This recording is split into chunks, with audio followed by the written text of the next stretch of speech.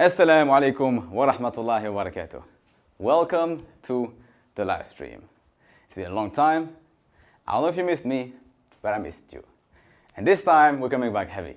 In today's live stream, inshallah, we are showing you how you can make halal money online without having a business. Shamso is behind the camera. Say hi, Shamso. Alaikum salam wa rahmatullahi wa barakatuh. I hope you guys are excited. I'm actually excited. In today's live stream, you'll leave by having clarity on how you can make halal money online without starting a business.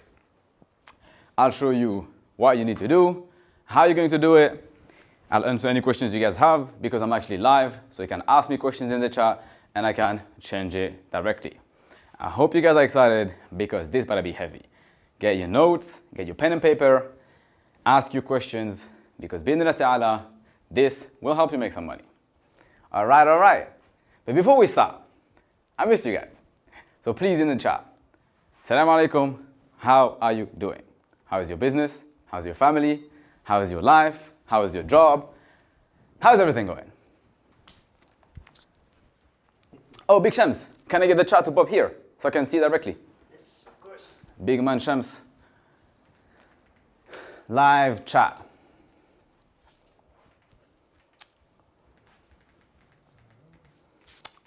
Oh, remove full screen. If the chat doesn't pop up, just go off full screen. So now, in today's video, okay, alhamdulillah, I can see the chat. Okay, bismillah, wait, it's connecting. This Medina Wi-Fi is not Wi-Fiing, but should be alright. Now, ikhwa, in today's live stream, assalamu alaikum, how can I contact you?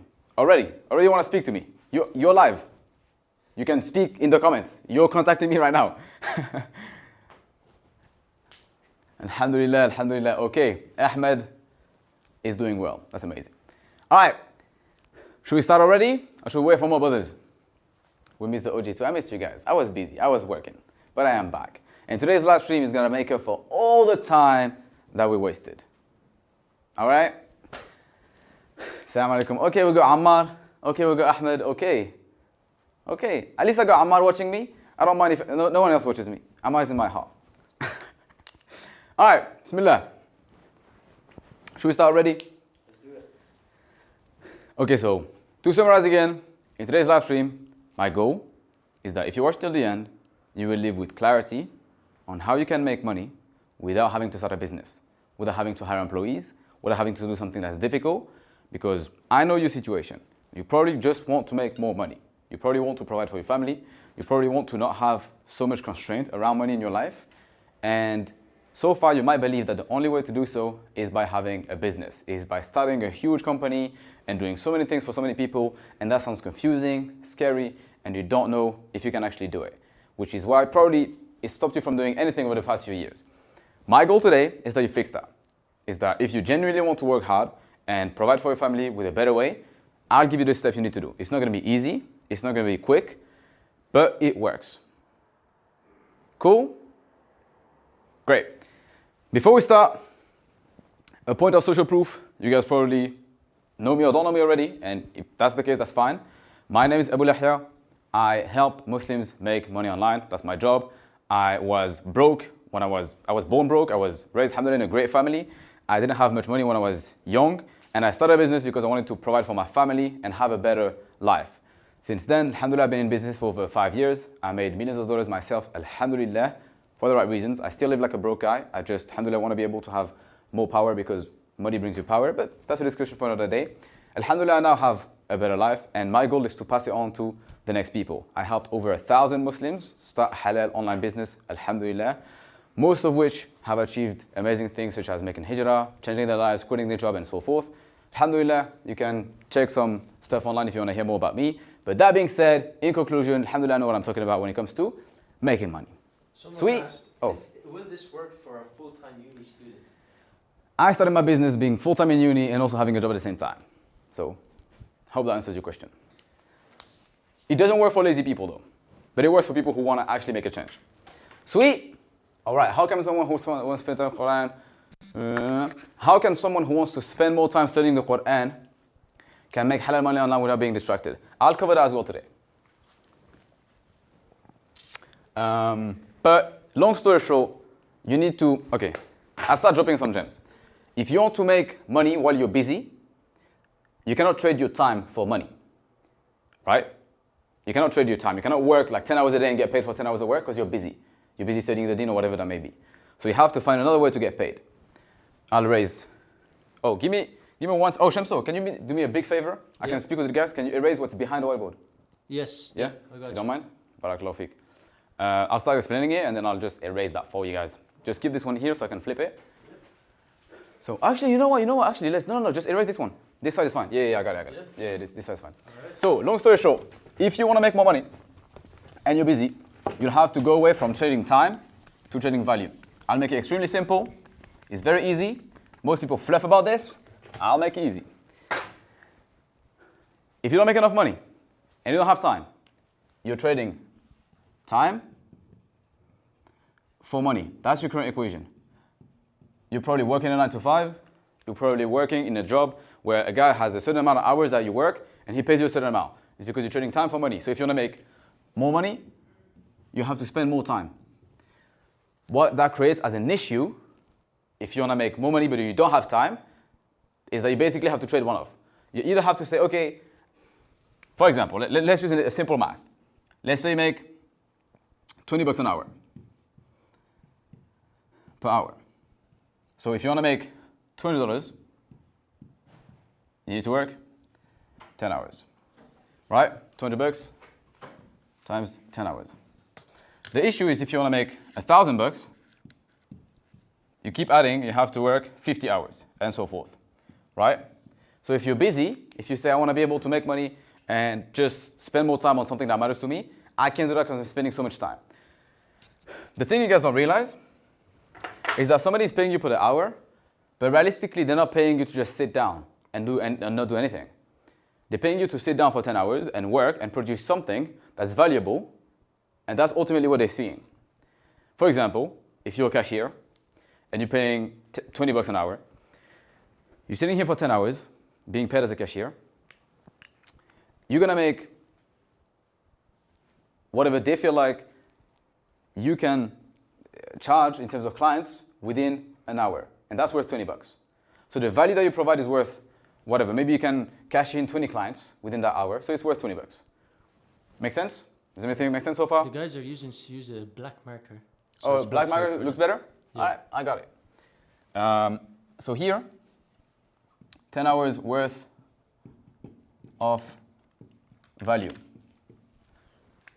I want to make this point very clear. I can spend more time if you guys don't understand it because this is one of the biggest things that are going to help you understand how you can start making money without starting a business. You're currently being paid for your time. People will look at your time and say, this guy working this amount of hours is worth this much. Is valuable at this much. For example, cashier, everybody can do it. You don't do a lot of work that's very valuable. You're just cashing in stuff. That's worth, the value of it is like 20 bucks, right? Now, if you're a plumber and you fix a leak, that's worth a lot of money. Because if the leak keeps leaking, somebody has a leak in their house, the whole house gets flooded, the whole house is a mess, it costs 10 grand to fix the house. So him fixing the small leak is valuable. Does that make sense? And you can see in this scenario, if the plumber not fixing the house is gonna make the house lose 10 grand because you're gonna fix the whole floor, the plumber doesn't have to charge by the hour. The plumber can charge for the problem he solves. And that problem he solves is valuable, which is why the plumber can fix it maybe in an hour, but he can charge you 1,000 bucks for the hour, and no one's gonna complain because his hour is valuable, and the problem he's solving is valuable. And that's one of the biggest things I want to help you guys unlock. Somebody asked me, I'm a student of knowledge, I want to make money, but I'm busy studying Quran, reading Quran, and studying the deen. How can I make more money while not working more hours? And the simple answer to this is that you have to go from trading your time for money to trading value for money. Someone just said, trading your time for money is good if per hour rate is crazy value. Changing your, again, there's nothing right or wrong. I'll tell you that. Do whatever you want. As long as you're happy, great. What I'm saying is, if you want to maximize the amount of money you make while minimizing the time, you have to get away from charging by the hour. You have to start charging for the value that you provide. So again, if we take the example of the plumber, a plumber might charge you $50 an hour. And let's say he can only work 10 hours a day, he can only maximum make $500 a day. Sure, that might be great. Now, that's in the case where he's booked out 10 hours a day and he makes $50 an hour. If now the plumber makes $30 an hour and he's only booked out 4 hours a day on average, then this plumber is making $120. He's making about $3K a month. Provide for your family, pay the rent, etc. And now he's suffocating. He wants to make more money. Guess what the plumber has to do? Work more hours. Whereas, if plumber changes his mindset and says, plumber fixing problems equals value, let me charge for the value.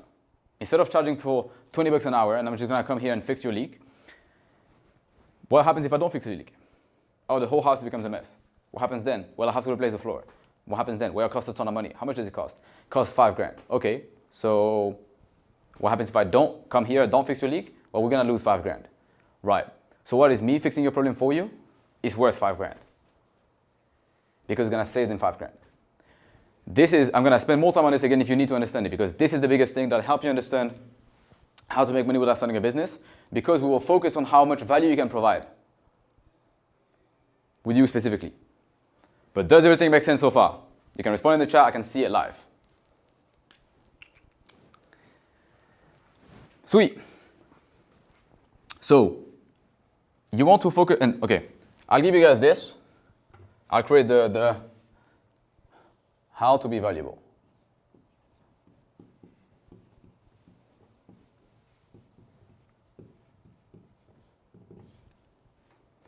The biggest thing is you need to understand that people pay to solve problems.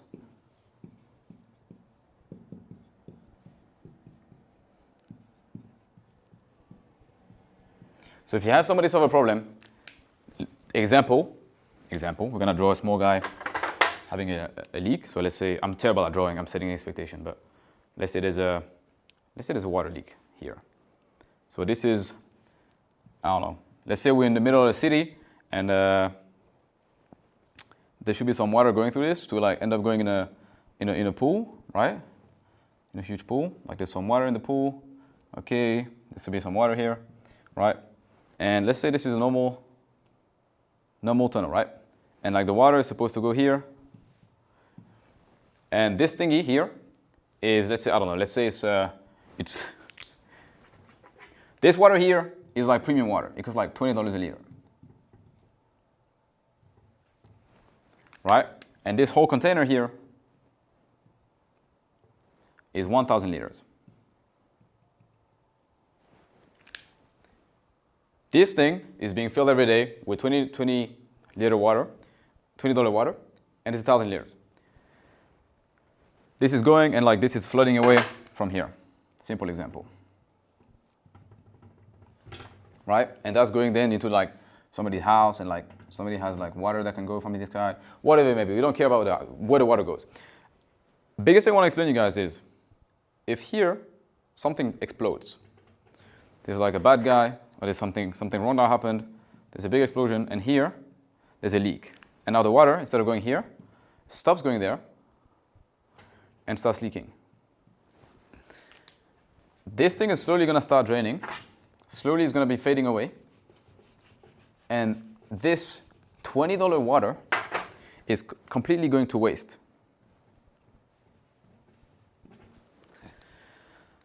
Now let's say they pump 100 liters a day. So $20 times 100 is 2,000. So they literally waste $2,000 per day. Every day that this leak is not fixed, these people have to lose $2,000 of water that's gone. If you're a plumber and you have to make your offer here, how would you go about fixing the leak? Would you say, hey, I charge $20 an hour, let me come and fix your leak? And then they're going to pay you, maybe it's going to take you an hour, and they're going to pay you like $20 to fix it? That's if you're trading. Oh, let me write it. Let me write to the other side so you can see the comparison between trading time. Oh, you said black is better, right? Yeah. Yeah, black is better? Yep. All right. Time versus value. Time to make it valuable. Maybe it's gonna take you like, it's a 1 hour problem, equals $20.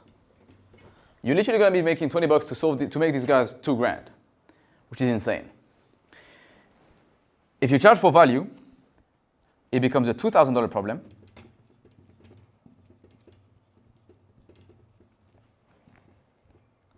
Guess how much you can charge? You basically can charge anything under 2,000, and it still makes sense. Because it's a $2,000 problem. It's literally going to waste every day.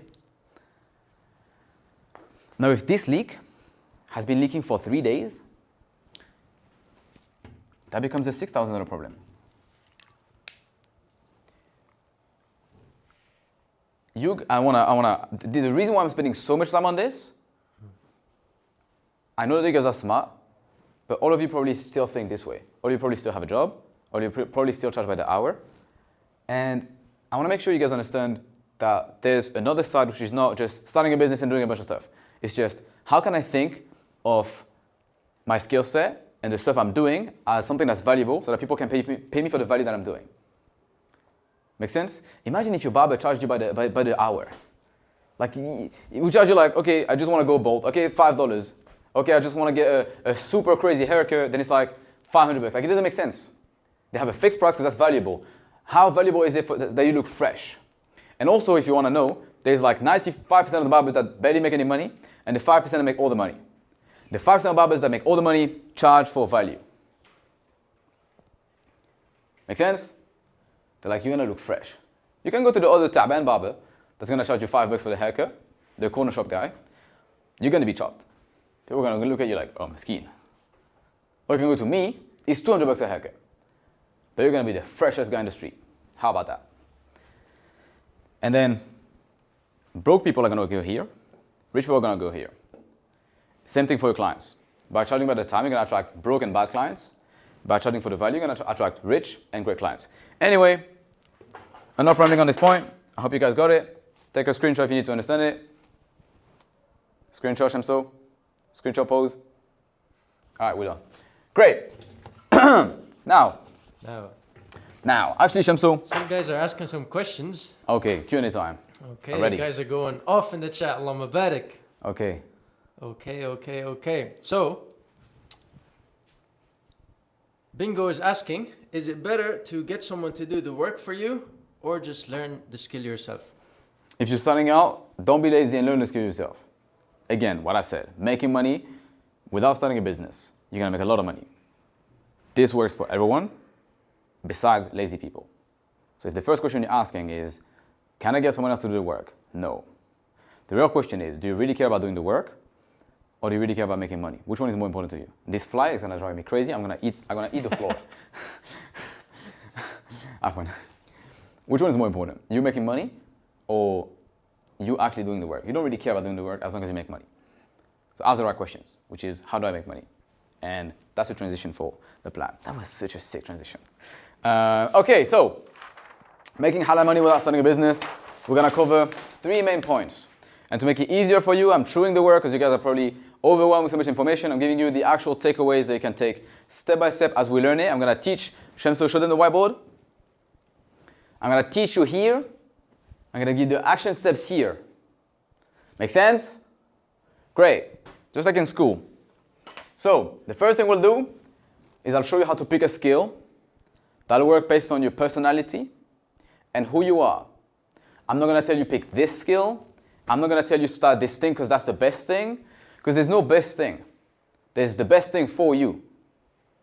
Someone just asked, are you sure he's live? Am I sure I'm alive? How can I prove I'm alive? I don't care. I don't, oh, Allah musta'an. These guys, man. Let me grab my phone. I'm gonna mind blow them. Blow their mind. Look. I'm going on YouTube live. You're gonna see my face popping here. Well, I just hope no madness loads because maybe some ads are mad. You're gonna see? See? Who is this guy? This is me making a thumbs up. This is me making a thumbs up live. Alright? The next guy that says I'm not live, I'm gonna dunk on your head. That being said, enough time wasting. Let's get to the real sauce. Bismillah. So, first thing, we're gonna pick a skill. Shamso, you might take another whiteboard because this whiteboard is the longest whiteboard to erase ever. You might take it over while I break some stuff here. Barakallahu feek. So first thing we'll do is I'll show you which personality you have.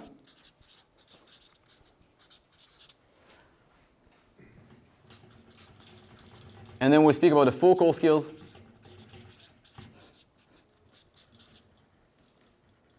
In demand. I'll show you this in just a second. Yeah, I got it. But the biggest thing I want you guys to understand is... Sorry? Yeah, I'm good. Come on, Shams. I'm a whole streamer now.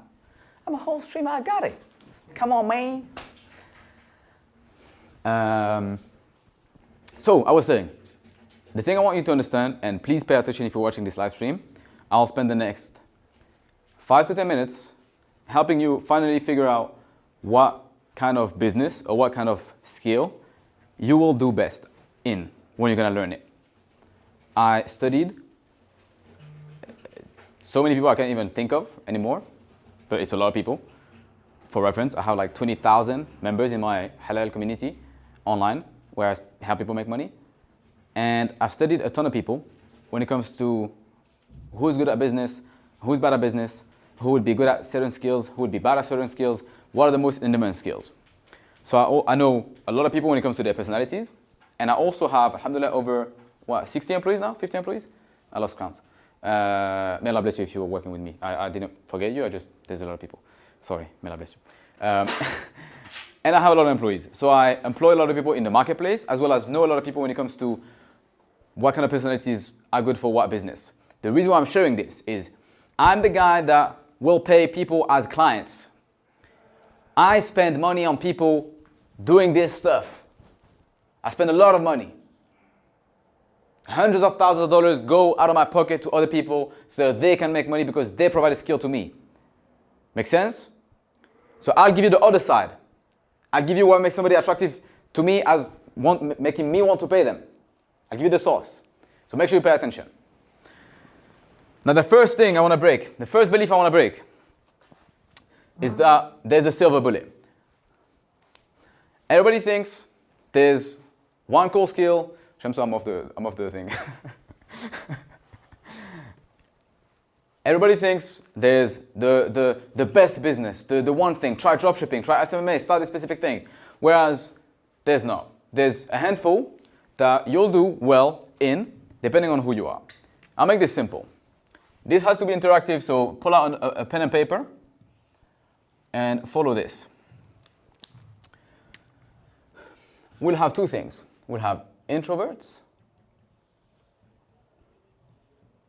extroverts, young, and old people. I'll say experienced to not attack anyone, but if you're over 30, you're experienced. Don't worry, I'm going somewhere. If you're watching this live stream and you're between 18 and 50 and you're a human being, then you qualify for whatever I'm explaining here. I want you to fill out this chart if you're under 30, over 30, and now if you're introvert,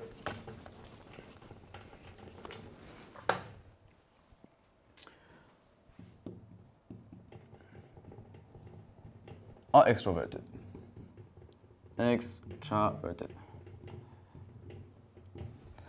To know if you're extroverted or introverted is very easy. Would you start a conversation out of nowhere just because you're bored? Or would you rather stay by yourself with your own mind? If you would rather speak with people than not speak with people, there's a high chance you're actually extroverted. If you rather just stay by yourself, stay on your PC, do your own thing, you're probably more introverted. Make sense? Second thing, if you still can't figure out if you're introverted or extroverted, when you speak with people, after a 1-hour conversation, do you feel more exhausted? Or do you feel like, oh, I can keep going, I'd rather keep speaking? Which one are you? You want to keep speaking, or I want to stop speaking, you're drained. Keep speaking, you're extroverted. Stop speaking, you're introverted. Then under 30, over 30 is pretty simple. And I want you guys to pick a color. If you're introvert, under 30, you're blue. If you're introvert, over 30, you're green. If you're an extrovert, under 30, you're red. If you're an extrovert, over 30, you're orange. We'll call this one, yeah, this one is orange. I should be calling it yellow, but you guys can read yellow, it's fine, we'll just accept. Accept, small concession, this is officially yellow. My eyes are not بالعكس, but this is officially yellow for the sake of the stream, right? Someone's saying he's a mix of extrovert and introvert. Different situation, different personalities. What would you say to him? Somebody is a mix of an introvert and an extrovert. Yani you want to speak, like one day you want to speak with people, one day you don't. Usually if you're in between, the introvert overtakes the extrovert, if that makes sense. Extroverts are people who just always want to speak with people, they're fine. If you're downing it, you're the other side. Making it simple. Does it make sense? Did you pick your color? I'm about to erase it.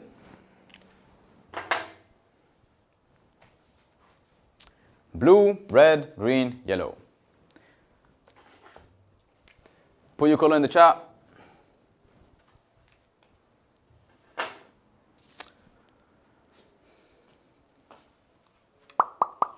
Someone else is saying it depends on the day.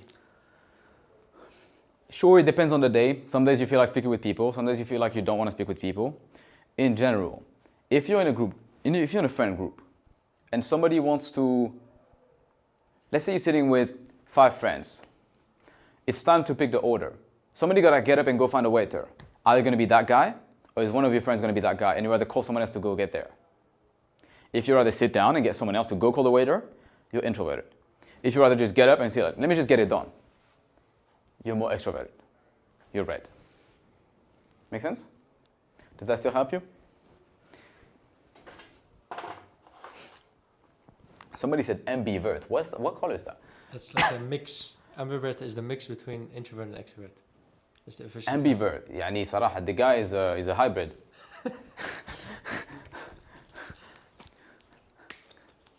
Bismillah. Hybrid. Alright, let's carry on. Memorize this color is very important. The reason for that, let me flip the whiteboard. Okay, one second. Shamso, you want to chat to the guys? Or you want to erase the whiteboard?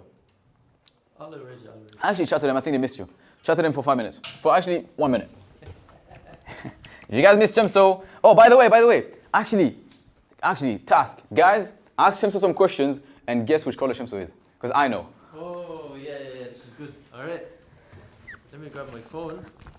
Now you got the chat on the right. What is it? You got the chat on the right. Yeah, actually, that's true. All right. Assalamu alaikum wa rahmatullahi wa barakatuh. How are y'all doing? We're back, alhamdulillah, after a whole month. Allahumma lakal hamd. This is very valuable information.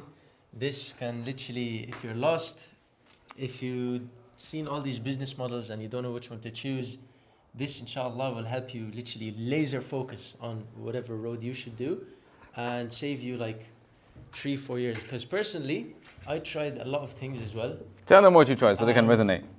2 years or 3 years, I would literally go on, tried copywriting, I tried to run an agency, I tried social media marketing.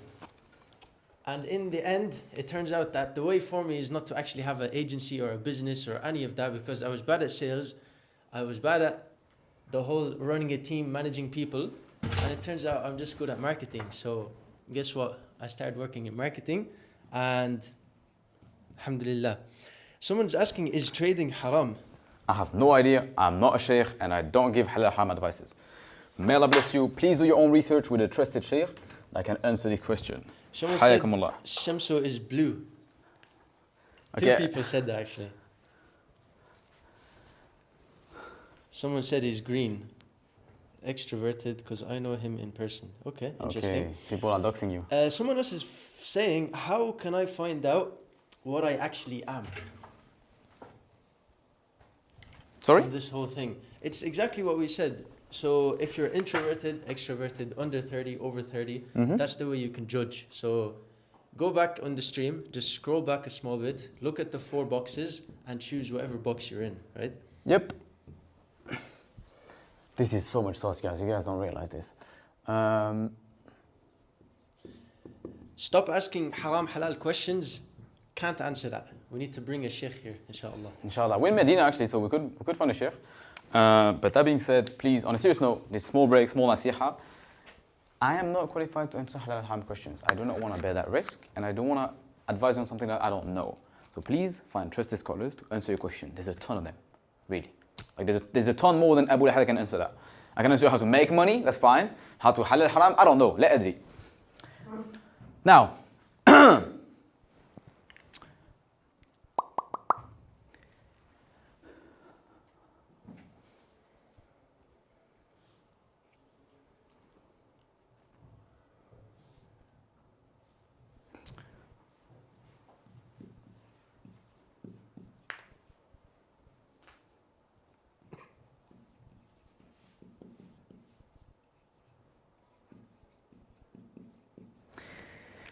the reason why I made you guys make this whole test and all these colors is not because I'm a crazy guy. It's actually because I run a business and I know multiple people who run a business, and I ask myself, if all these people run businesses, they have people who provide them a service that they pay. Those companies pay people. A company that makes $1 million a year spends most of their money on staff, on team members, on employees, on contractors, on freelancers, on people who are basically doing some sort of work for them. And those people make a lot of money. About 50% of most people's expenses go towards staffing, which in other words means if a business makes, I'll just do a small parenthesis here, if a business makes 1 million a year, they spend 500K in the marketplace.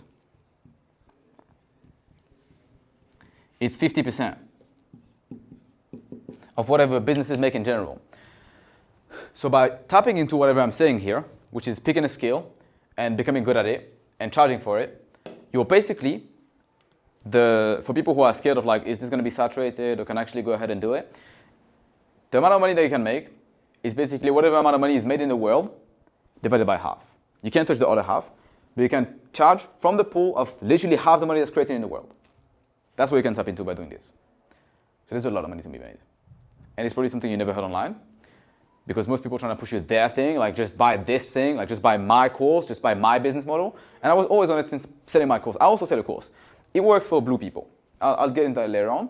But this is why we have such a vetting process and whatnot. That's not the question today. The question is, what can you actually go ahead and do depending on your color? And that's what I'll cover today. As you had earlier on the other side, if you remember, here we had introverts, here we had extroverts, here we had under 30, here we have over 30. So you were in one of these 4 boxes. If you want to make money by tapping into the marketplace and businesses who are spending money, you want to provide them a service that helps them make more money. Like we spoke earlier, the value and all that, remember this? You want to be able to provide value to people, charge on value, all these kind of things. You're going to do it by providing value to the marketplace. You're going to find a business who is spending money for something, they need to fix a problem. You're going to be the guy that goes ahead and fixes that problem for them. Does that make sense? Amazing. There's 4 types of problems that businesses deal with, and those 4 problems cover about 95% of the money that they actually spend. 5% is across like 50 other smaller problems, but there's like 4 big fat problems that they spend money on. And you guys are probably going to start noticing what I'm referring to. Companies spend money on marketing.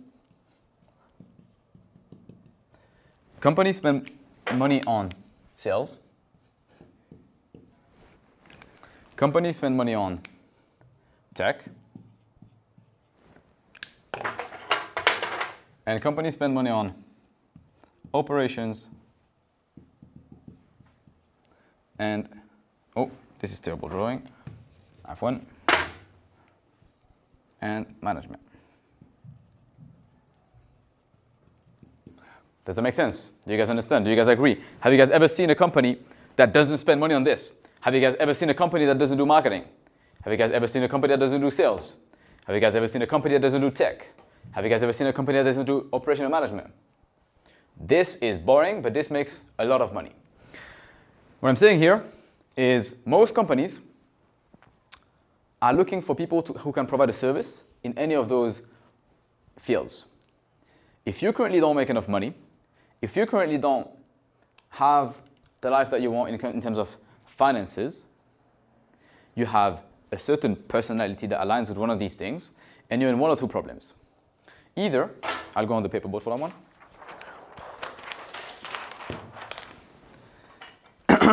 You're in two scenarios.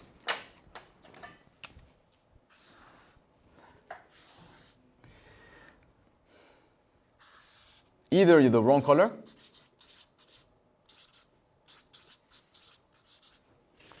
or you're charging for time. So far, just so you guys can do a temp check on the live stream, Shamsu, can you point back at this? So far, for the guys that were blue, how many of you do actually work in marketing? Or something related to marketing? Actually, let's make it simpler. Everybody who's in the chat that picked a color, say yes if the job that you have right now matches the field. Say no if the job that you have doesn't match the field. So if you're green, if you're blue and you don't work in marketing, you say no. If you're blue and you work in marketing, you say yes. If you're red and you don't work in sales, you say no. If you work in sales, you say yes, and you carry on. You don't work in any. Musa, funny interesting thing. What do you do, Musa? Because you probably don't make a lot of money if you don't. I think to make it easier as well. Oh, by the way, we'll flip it back to the other one as well so you can see it. Or you can just write on Yeah? the actual thing Alright. what each thing Got is. it. So people can know their color. Oh, sure. I mean, it's written in the color. For the new Oh, guys. extrovert. Okay, for sure, the new sure. guys that are joining, yeah. Introvert.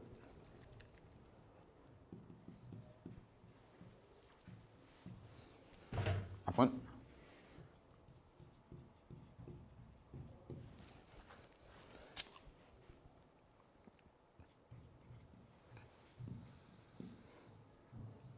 Okay, Musa replied. Mm-hmm. He says he's jobless. Oh, you're jobless. Yeah, then have one. Then pick your color and start working something. No. Accounts, but in red. If you're accountant, you're here and you're working in red. In your red, mushkila. Again, no. How come 30 is tech when I believe younger people are better in tech? Yes, they are. But what I'm saying with tech is what is the longevity they're gonna have for the rest of your life. And unfortunately, as someone who also studied software engineering, the future of tech is not as glamorous as you think for somebody who's older.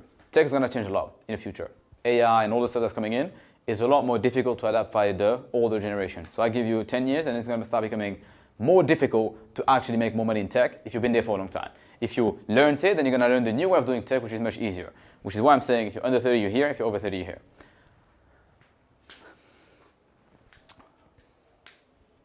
What if we're not bothered what we do and we just want the option that would likely work the fastest? Then that's literally exactly what you should do. This here, in simple terms, answers one single thing. What is the one thing that you have the most chances of making money in the next 3 to 6 months if you actually apply yourself to it?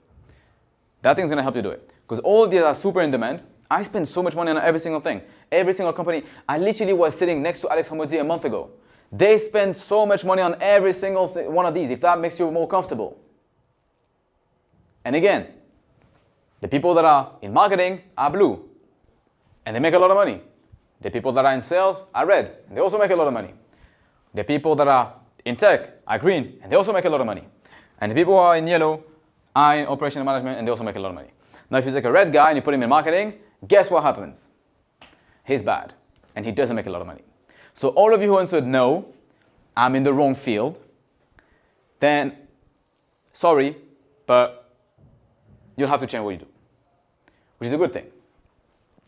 because that's what I'll show you in part 2, which is how to get good at a thing that your personality matches the most. Now, just so you guys know, we started on this point here where I said, if you don't make enough money right now, you're either the wrong color or you're charging for time. If you're in the wrong color, so for example, you found that you're red, but you're not working in sales, or you're blue, but you're not working in marketing, or you're green, and you're not working in tech, or you're yellow, and you're not working in management, then you're in the wrong color. You need to, number one, change color, change role. We'll speak about it in a second. Don't quit your job, don't panic. I'll just show you how you can slowly start switching lanes without putting yourself at risk. I'll show you how to do it. Realize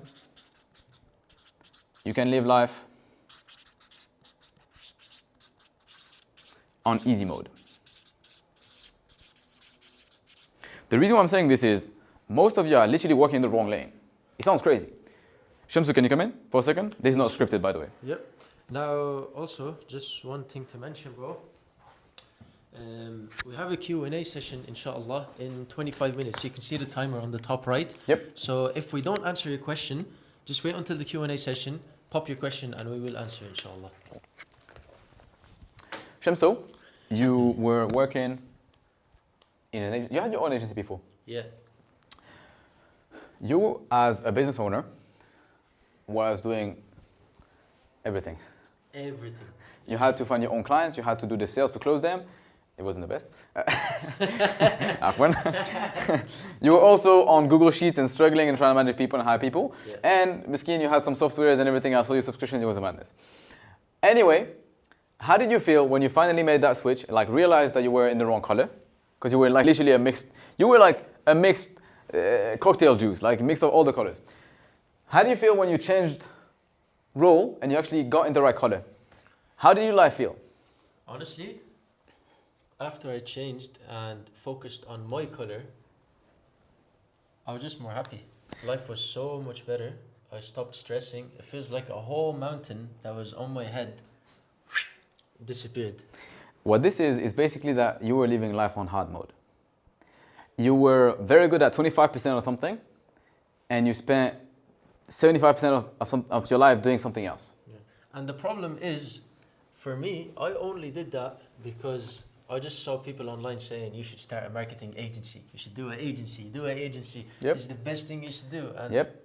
I tried and juggled for 2 years and I couldn't just grasp it. I couldn't make money. Mm-hmm. I was like, forget the agency, forget all of that. Let me focus on my thing. His thing, by the way, for the guys who don't know, by the is way, marketing. I'm making more money now than the whole 2 years that I had my agency. It's crazy. I'm sharing this so you guys actually understand that it works. And Alhamdulillah. alhamdulillah, of course. But again, I really want to make this clear because, and I'll speak to you guys right now so you guys understand it. But if you're blue, you're probably someone who would be willing to take some risks because you're still young. You don't mind doing something that's more difficult, challenging, and rewarding. But you'd rather stay behind the scenes and use your brain and be smart about what you're doing. And you want to be rewarded for how smartly you can solve a problem. If that sounds like you do really well in marketing. I'll explain you how to do well in marketing in just a second. But let me talk to the sales guys. If you're red and you're watching this, you're probably a guy who don't mind speaking with others and be upfront. You don't mind getting up and saying it how it is. You also would probably be fine facing rejections. And you also don't mind putting in the right amount of hours that it takes in order for you to be successful. You'll do whatever it takes, you'll make it work. You'll brute force through it. If that's the case, you'd be amazing at sales. Again, just so you guys know, everybody has a bit of everything. So if whatever I'm saying, you sound like you're in both, stick to your color. I'm just describing the extreme of it. If you're green, you're somebody who already is more stable and you're looking for more stability. And you like to think through problems as what would be a once and for all way to fix it. What could I put in place that I won't have to ever touch again that would keep fixing the thing? You think in systems. That's a tech guy. you do really well in tech. I'd add AI, by the way, here and there, tech, but if I add AI and I have all the other ones, then everybody's going to FOMO and say, oh, I just want to do AI, and it's going to be bad because you won't make money. So just stick to your color. If you're yellow, you're somebody who is stable, can call the shots if something needs to be fixed, if somebody needs to change, if somebody needs to make a change, you'll be up front. You'll be the guy that stands up and goes, gets the waiter to fix the order. But you're also somebody who can understand when people are struggling and you approach it the right way. You're not just going to brute force through it. You have the emotional intelligence and the experience to be like, okay, this is how we'll approach this situation to communicate with that person and make sure they're good. That's in long story short, me describing you to show you that yes, this is actually you. It's scary how much I know you, even though I haven't never seen you. Crazy, right? Now, this is clear. You guys finally picked your color, and this is the end of chapter 1, which is finding your skill. Moving on, in the next few minutes, I'll show you how you can start getting good at it. Because now you picked one of the 4 core skills that match your personality, but you're probably not good at it because you're not making enough money. And I'll show you how to do so. You guys ready? Can you pop up the transition for us, Shamso? I'm going to drink some water. Right.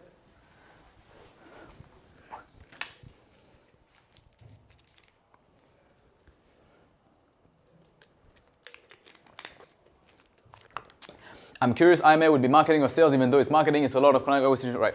Good question. IMA is sales when you're starting out, marketing at scale. Also, IMA in and of itself is a business when you're doing sales and marketing, so it's a mix of both. But people who want to scale IMA and become very good marketers, because you're running an influencer marketing agency, you're towards the blue. Now to do client acquisition, and you're on the client-facing side of things, you're going to work towards the sales. Make sense? Great. What if you don't like the thing that matches your personality? Good question. Dino, why do you not like it? Help me understand so I can help you get clarity. Because most people have a bad understanding of sales, marketing, and all that kind of things.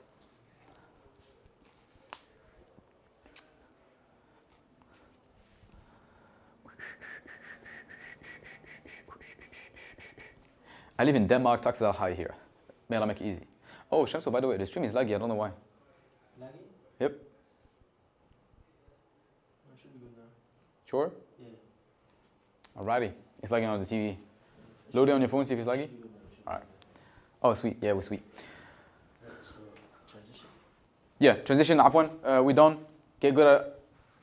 Finally pick your skill. How about getting good at it?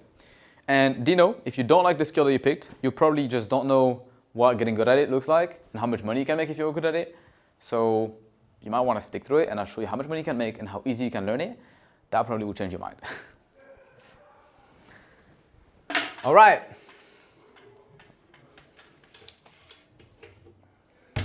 Oh, Allah musta'an. Afwan, I don't want to do a madness, huh?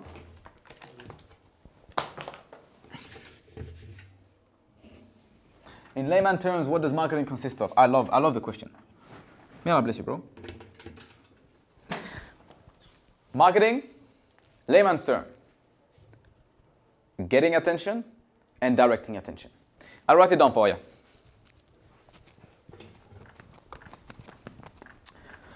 Shamsu, next time, inshallah, we buy a whiteboard. That takes more time. 2 business days to erase, inshallah. Yeah? If you guys wanna know how to get big forearms, don't go to the gym, just buy a whiteboard and erase it 5 times a day. Trust me. Forearm training by Abu Lahya. Okay, 2 business days later, we're good.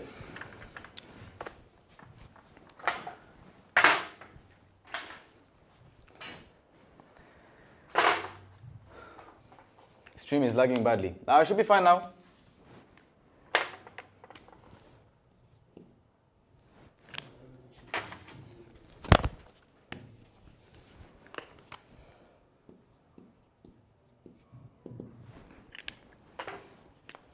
How many people we got on, Shamso? We have 116 brothers. All right. There's 116 people live. Woohoo.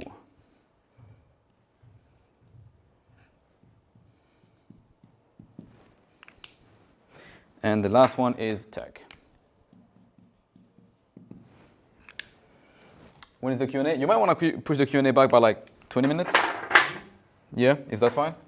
Yeah.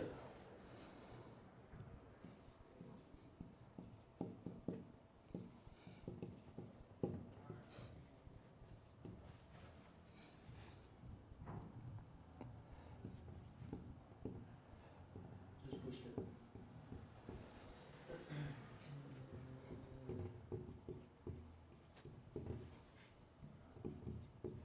So a sales guy is somebody who's going to speak with people until they're ready to make a change. If you're ready to do this, and if you're fine speaking with people until they're finally ready to make a change, you'll be a great sales guy. Marketing is simple. You attract and direct attention. So if you're good at marketing, if you want to be good at marketing, you want to be good at attracting attention. So getting a lot of views, getting a lot of eyeballs, getting a lot of people to click on stuff, getting a lot of people to read, getting people to stay when they're reading something. And you want to be able to, when you have that attention, direct it towards something else. So if I'm running an ad, I'm saying, Assalamu alaikum, pause and watch this video, I got your attention. And then I have to say stuff in a way that will direct your attention towards something else. If you currently hate your life, if you currently don't feel happy, if you currently want to make a change, whatever, click here. I have to think the right way, how can I get attention and how can I direct attention? This is marketing.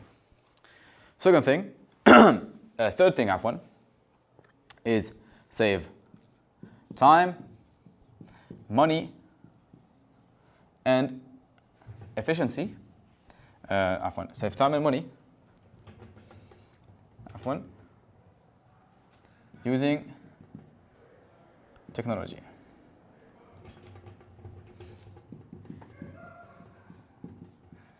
This is what you have to be good at. If you want to be a great tech guy and get paid really well, you need to help businesses save time and money using technology. Whether you use AI, whether you build systems manually, whether you code, you basically help people save time and money by coding something, by putting some tech out there. Management, you keep the business running. You make sure everything is good.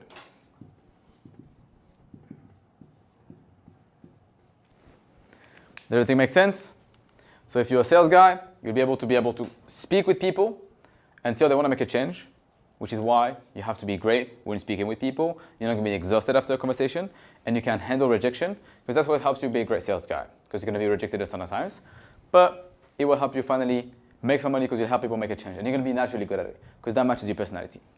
The second thing, if you want to be great at marketing, you need to be great at attracting attention and directing attention. So I explained it already.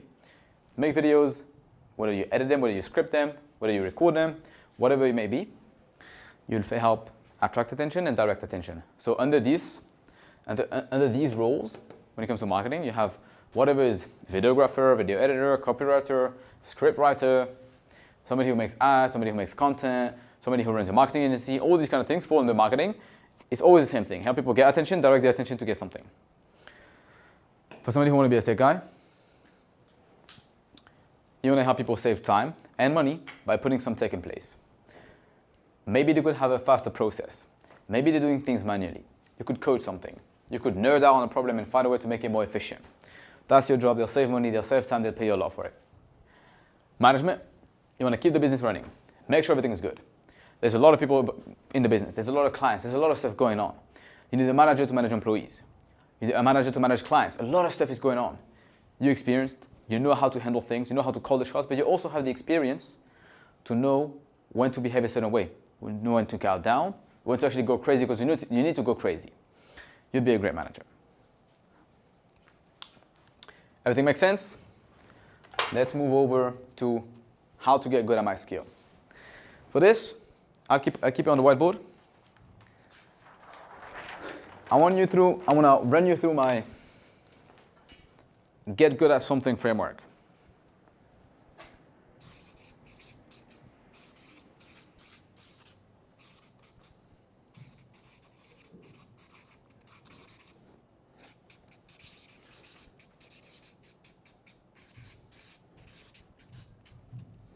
And it consists of 4 steps.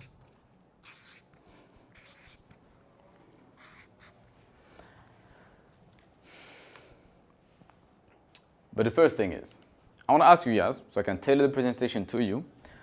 When learning something, what is your current process? And what are you struggling with when you try to learn something new? Put it in the chat, it will help me make the presentation better for you.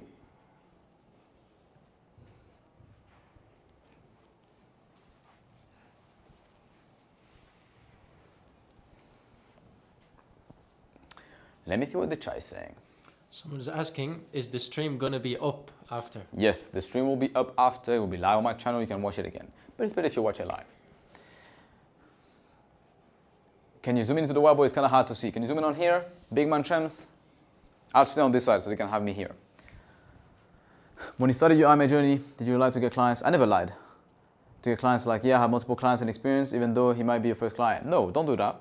Don't do that. You'll make money, you won't have barakah. It's terrible. It's the worst idea. Don't lie. We're going to tell them later. I will explain you later how you can be more Jawaan. But anyway, We'll I'll tell clean you your later. whiteboards in Medina. Huh? We're going to tell them later how Yeah. to get the first client. Oh, somebody's asking how to get the first client?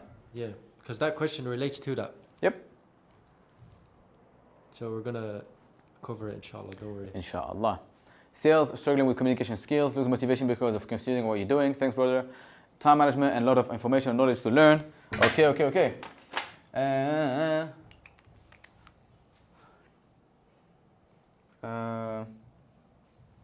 Okay, so people said a lot of stuff. They said lack of focus.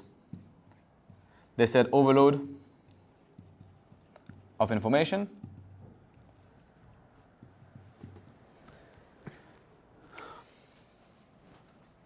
They said don't have time. Shamsu, can you read through and read me some of the reasons why people can't learn stuff? Can you read through the chat? Just ask the question again. What is currently preventing you from learning something? What makes it difficult for you to learn something? What is my beta routine? I don't have one. I just make dua. Sales, struggling with communication skills. I have mastered marketing though. Tech is good. Okay. Brother, what was the question about how we learn? I'm doomed. Somebody said, I'm doomed, lol. Time to make 100x istighfar. Is the guy who said should I lie? It's okay.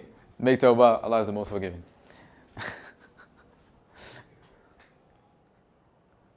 Exams and school. I have a bad operation. Okay. Time but no direction. Okay, this is very good. Someone said roadmap. Roadmap, distractions. This is so good.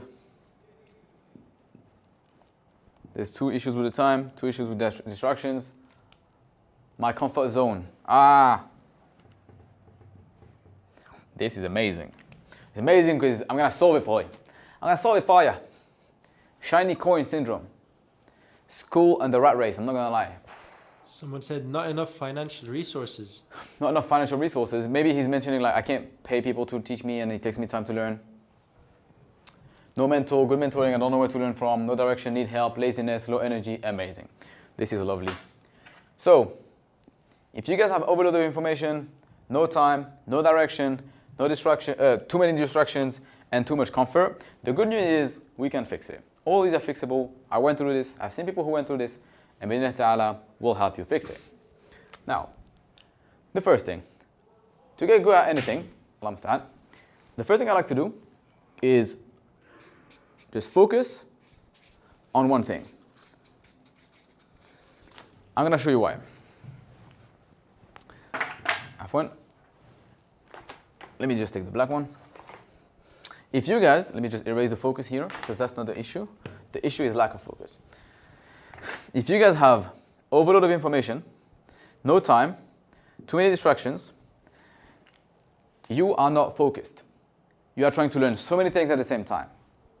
The easiest way to understand it, imagine you want to build a building. You have a crane here. Let me draw a crane. Let's say this is a crane with like a magnet in there. And you're trying to make 4 buildings. Right? You're trying to build 4 buildings and make them big. What you're doing right now is you're focusing on adding one thing here, one thing here, one thing here, one thing here. And basically your buildings are going to be ready in 4 years. That's when you're not focused. You're doing 4 things at the same time. you're distracted, you lack of focus, you're focusing on so many different things. It's creating confusion in your mind, and you feel like you don't make any progress, so you get lazy and you stop. What I'd rather do instead is focus on one thing, get the 3 other buildings, let them burn, it's fine. You make this one grow, this one grow, this one grow. Now, this building is done. Next up, take the crane, move the crane, get this building up. 1, 2, 3, super easy, and you're done, right? And the story carries on. What you're currently doing here, all these are different skills.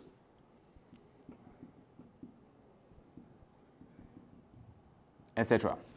What you guys are doing is learning a bit of each skill, not mastering anyone, and then you complain that you don't have time when you're overloaded and you can't focus, etc.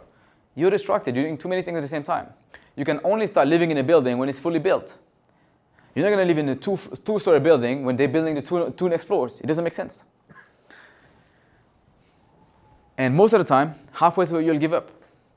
If somebody says, yeah, the building will be ready when all 4 are ready, you're just going to get another building. Whereas if somebody said the building's going to be ready in a month, and the other one's going to be ready later, you'll just jump into this one first, and buy the other ones when they're ready. So you need to learn the first skill first, and learn the other ones when you're ready. So the first and biggest thing is that you need to focus on one thing and eliminate everything else. It's very important that you understand this. So if you pick the box, sales, marketing, tech, or management, kill everything else. Whatever else you were learning, whatever else you were trying to do, whatever else you're busy with, get rid of it. Make sense? Sweet. That allows you to get your time back because you're not spread so thin. You get the crane back. The crane is back free, and you can focus on building one thing up. Biggest thing, because if you don't do that, the crane is still messed up. Even if you have the best crane, even if you focus on, you don't grow. Focus on one thing, eliminate the rest. Second thing, let's take the scenario where you're broke. You don't have any money or you don't want to invest into anything. My framework to work and learn anything very quickly is to be a sponge. Sponge for 7 days. Honestly, if you're just learning one skill, I would even slice that and do 3 days. But anyway, what that means is you go and you watch YouTube videos, you go and you read. It's going to sound crazy. We're in whole 2026. I'm going to tell you this and it's going to blow your mind. You actually go ahead and you read blog posts. Because the things that you are learning are core skills that are mastered by some people. There's some guy who's like a sales nerd. And the only thing he could find to do on his Saturday evening is write a blog post about sales. And there's like 17 people who read it. Well, if you don't make money, you're going to be the 18th guy who reads it. And you're going to learn a ton about sales. Applies for every other skill. The reason why I'm saying sponge for 7 days, or 3 days if you have brain rot, is because, first of all, most of the information is going to be repeated by some other people again and again, and you're going to start understanding it. For example, if you want to learn about marketing, you're going to search on YouTube, marketing masterclass, marketing for beginners, how does marketing work? And you spend like 2 hours a day watching videos. I guarantee you, even if you watch 25 YouTubers, 80% of the information they all mention will be the same. And that gives you the core nugget of what marketing is. Does that make sense? Thanks to this, you now, in 3 to 7 days, have mastered about 80% of whatever skill set you need to learn. Now, you understood about the skill set, you sponged on it, you're still not good at it. But it's kind of like the room was completely dark, now you just turn like a candle on. So you kind of can navigate your way through it. The next thing, I want to put like a big flashlight on it. And a big flashlight is training it.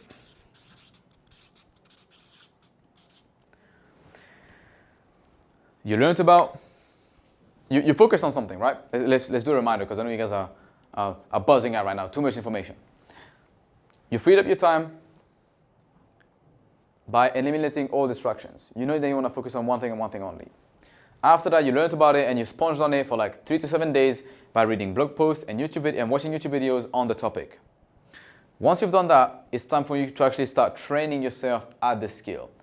And I guarantee you, I learn things very fast and I hate fluffing about it. So what I do is, there's 2 versions. There's, I would say, lonely. And there's the feedback.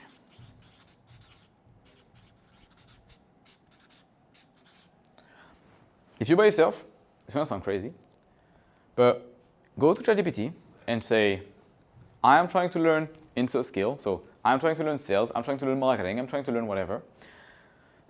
I got a bit of understanding on how marketing works, or how sales work, and how tech works, whatever.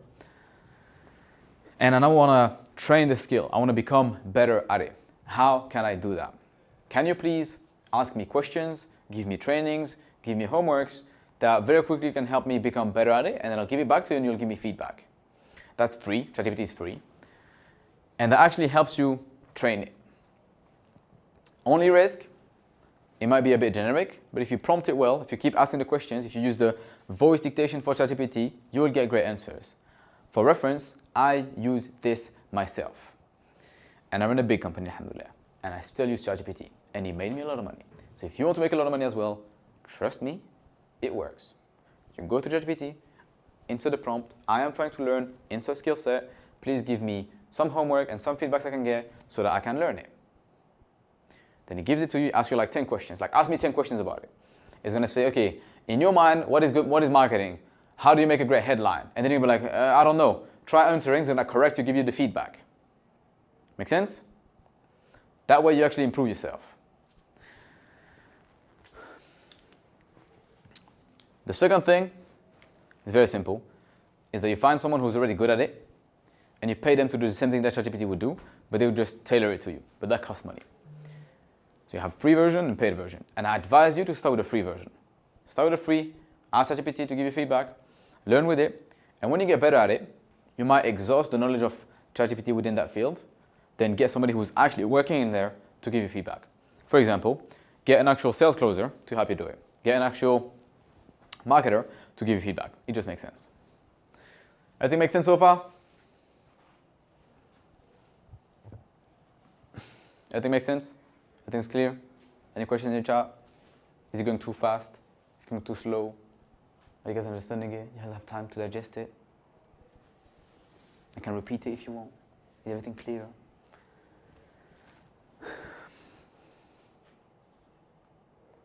Standing next to the whiteboard.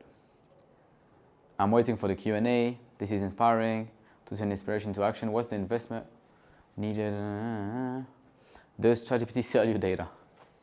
If you're afraid that ChatGPT is going to sell you data, just create a new email account and then use that email account just for ChatGPT. Create a fake name, create a fake whatever, or create a name that doesn't exist. How about that? And just use it. And also, if you want them to erase your data, just use what's it called, temporary mode, and it will erase every single conversation after you've done it. Don't be so skeptical. Just find a way to fix it. Somebody asked the question, how can you do number 1, which is, can we just see it? Oh, sorry, yeah. How can you do number 1? Focus on one thing and eliminate everything else? Yeah, so how can you do number 1 if you have school and Quran? You can't really eliminate it. Yeah, that makes sense. You have to sacrifice something. If you want to make more time and you currently don't have time, but you have no choice but to make money, you will have to sacrifice something. You can't sacrifice school, you can't sacrifice Quran. I guarantee you, these two don't add up to 24 hours. You probably spend 8 hours a day in school, and what, 3 hours a day learning Quran? That's 11 hours. You have 14 hours that you spend, 13 hours that you spend somewhere else. Sleeping, eating, spending time with friends, going to the gym, you sacrifice that. Because if you're afraid of sacrificing your gym, the time you spend with your friends, the time you spend sleeping, what you're realistically saying is that you find wasting the goals that you have. Is that you find wasting where you want to take your family. Is that you find wasting the potential that you actually have. So the only answer And I'm sorry it sounds harsh, but you have to figure it out and sacrifice something else. I personally sacrificed sleep. For a long time, I slept 5 to 6 to 7 hours a day, a night maximum. Some nights I slept 4 hours. And people who know me personally, I'm a very big sleeper. I need a lot of sleep. Can you confirm, Shamsu? Fact. But you get the point. The second thing is it's a hard choice, but it's like either you sacrifice temporarily or you sacrifice long term. Like you can keep the job you have right now, keep the life you have right now, and it's fine.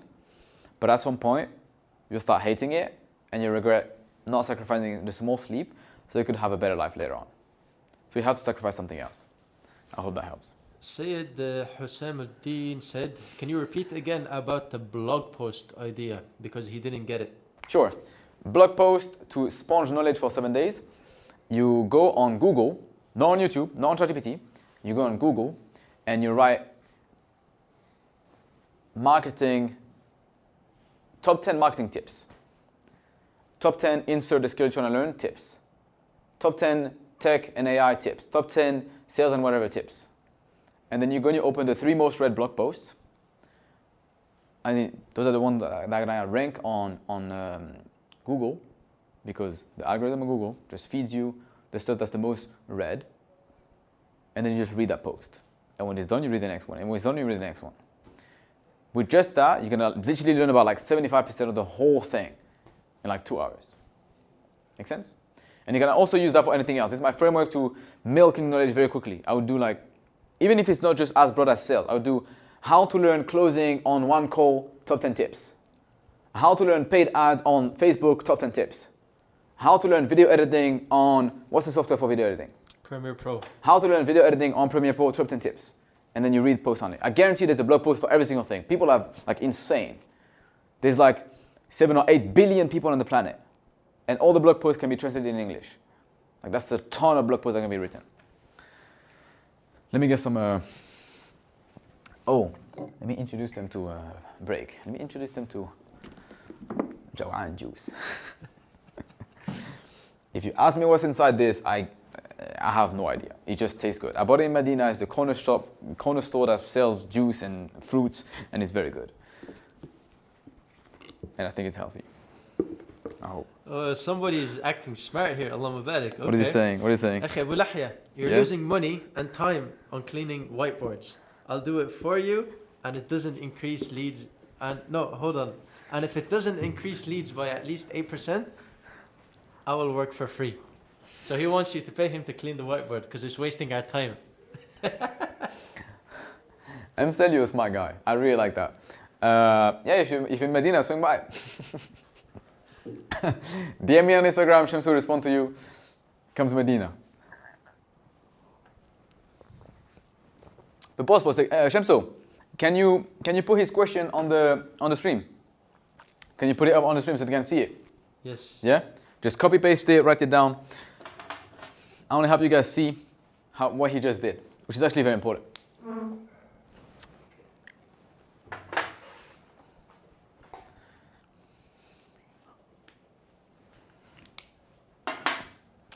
Brother is smart. Brother is slick. Bro said, I'm watching your live stream, pay me. Oh, Shamsu, somebody said the audio keeps cutting off. Can you check? Cutting off. Are you sure? I don't know. I'm not sure. Oh, we're lagging. Yeah, it's lagging actually. No, we're back. We're back.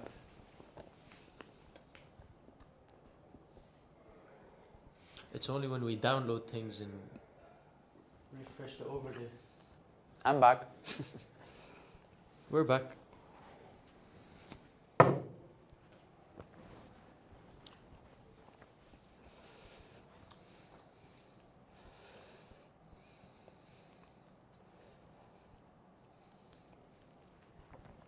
Don't worry guys, as always, if the stream is laggy, it's gonna fix up. If a question doesn't pop up, it's gonna pop up. If something is bugging, it's gonna fix up. Don't worry, we fix problems here. And the question should be up. Where's the question? Did you load it up?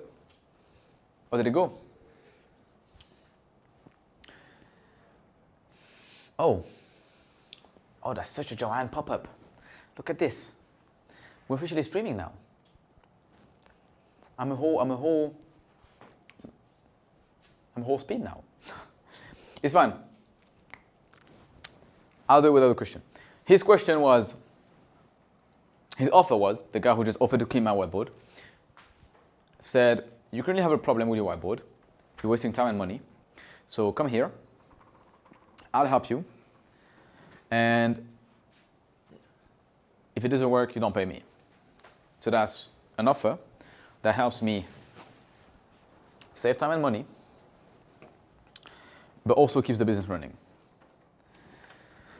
If this guy could find a spray that would erase the whiteboard easily, then that would fall under saving money and time using technology. If the guy would just make sure everything is good, which is make sure I can keep streaming, it falls under management, it falls under operations. So that guy who wants to get paid to clean the whiteboard, if he said, I'll clean your whiteboard for every stream, I'm gonna think, okay, how long are the streams? That's like 1 hour, I'll pay him $20 an hour. If the guy said, I'll make sure you'll be able to stream for longer, I'll make sure your viewers are more engaged. Now he's talking to value. My views being more engaged, me streaming for longer is worth a lot more than $20. So I'll pay this guy whatever value that is. Maybe that's worth $1,000. I'll pay that whatever is under that. Now, of course, I'm not insane to pay a guy $1,000 to clean a whiteboard, but you get the point. That's a simple example. Make sense? Somebody's asking. It's a Q&A session now, actually. Oh, it's a Q&A session. Let me bring a chair. Q&A session. Can we bring a chair, please? Yeah? Let me get Alan to bring a chair. Alrighty. Actually, if you can go ahead and get it, he's super far. We're going to start the Q&A. So a lot of you questions, if you have questions on sales, marketing, tech, management, or questions on how you can learn anything, and if you have still questions when it comes to what you need in order to learn something. Alrighty.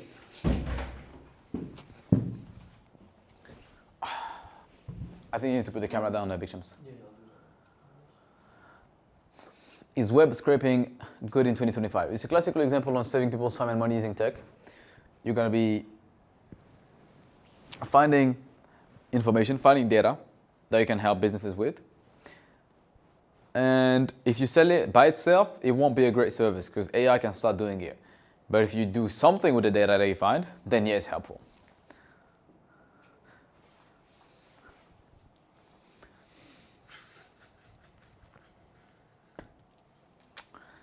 All right, load your questions. Don't hesitate to ask anything. Inshallah ta'ala, I'll do my best to help you out. I'm good at a skill that is not my color. Should I combine them? I'm good at tech, but my color is blue. Yes, you should combine them. I'll show you how to do a combination of skill probably in another stream.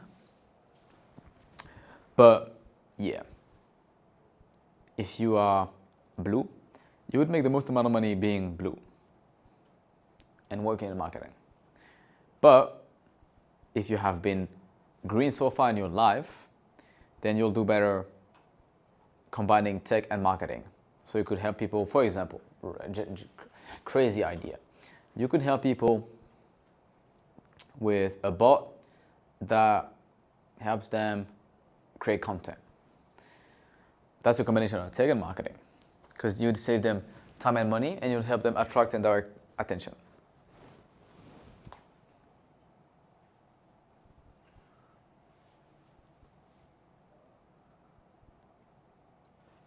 Yeah, Shamsu, we gotta stop loading questions. It makes the stream tank so bad.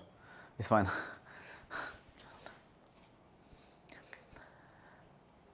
What is your opinion on studying AI? If you're green, go for it. I want to do SMMA, but I don't know how financing works in non-Muslim countries. I'm asking this because I want to consult with an Islamic scholar about halal and haram. About financing? You don't need financing to do SMMA. You're just charging clients for whatever service you provide. Yeah, Shamsu, trust me, don't download anything. It's going to think the big thing. If we go important exams, we have service business idea, shall I delay starting to focus on it? Question, should you focus on your exams or should you focus on starting your business? Same thing, can you sacrifice your exams? No. Can you sacrifice your business? Neither. You'll have to sacrifice something else. I guarantee you, if I looked at your schedule, I could find something to find time. First of all, make dua so that you have more barakah in your time. That's the first thing. But second thing, find time. And you're going to literally like squeeze time. Finding time is not natural. By default, you're going to be busy. Like it's unnatural. You have to like squeeze out of a dry fruit to find time. Like push your gym session to later on, or cancel the gym session. If you are more broke than unhealthy, then cancel the gym subscription. And just like figure out a way to make money. And then walk your way to getting to a job. So they stay healthy and you also make more money because you have time on your business. You're sleeping 8 hours. Can you survive sleeping 6 hours and drinking a coffee? Like, it's gonna sound extreme and sound insane, but again, do you really have a choice? If you want to make a change, you have to sacrifice something. Life is not easy. And I'm saying that, doing it firsthand. I did it myself and I'm still doing it.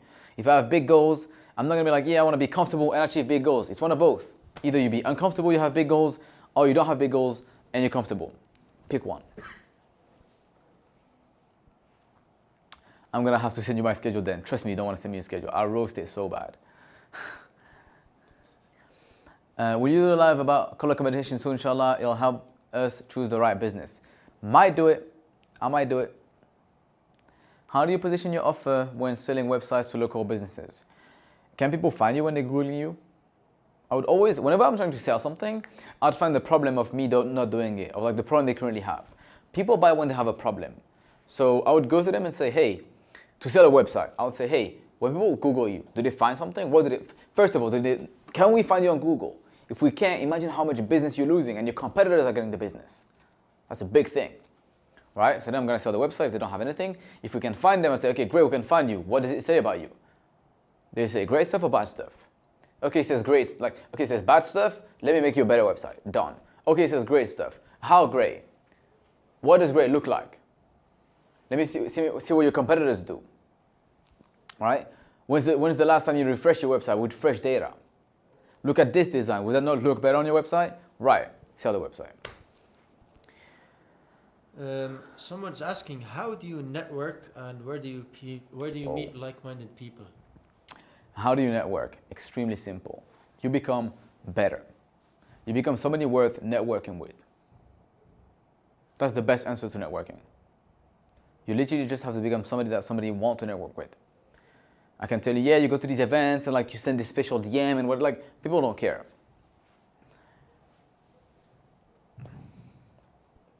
Do you think Cristiano Ronaldo needs to learn the best way of like cold DMing people to network? Or is he just somebody that people want to go to? Simple example.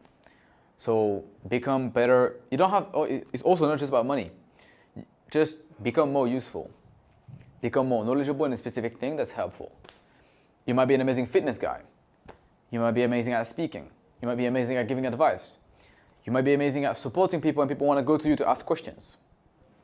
You might have a lot of money. You might make a lot of money. Whatever that may be. Become very good at that, people will go to you for it. And that's how you network. You attract people, you don't go to them. Yeah, I'm good at helping people make more money and time with tech, but I'm not good at selling it. That's the classical thing I find with tech guys. You guys struggle with selling your services. You guys are underpriced, underpaid, and you don't know how to price and you hate selling. It might sound scary because I studied like so much about psychology and I cross-referenced psychology with business. And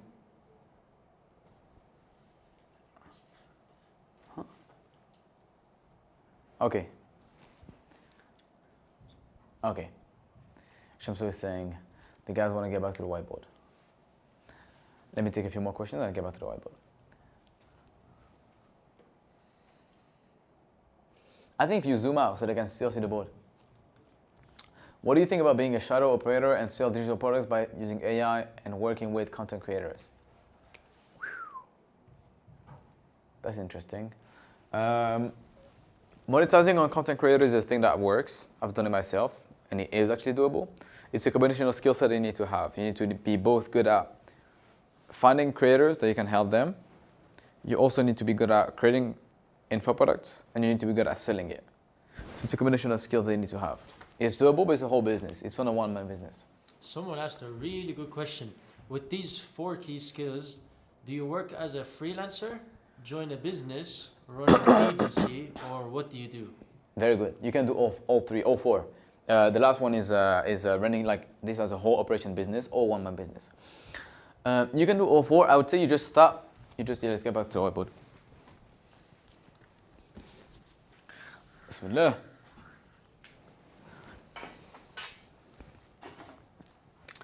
You just climb the ladder.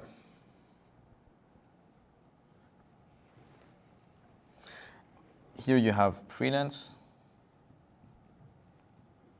Here you join a biz. Here you consult. And here you run This is a bit too small. your...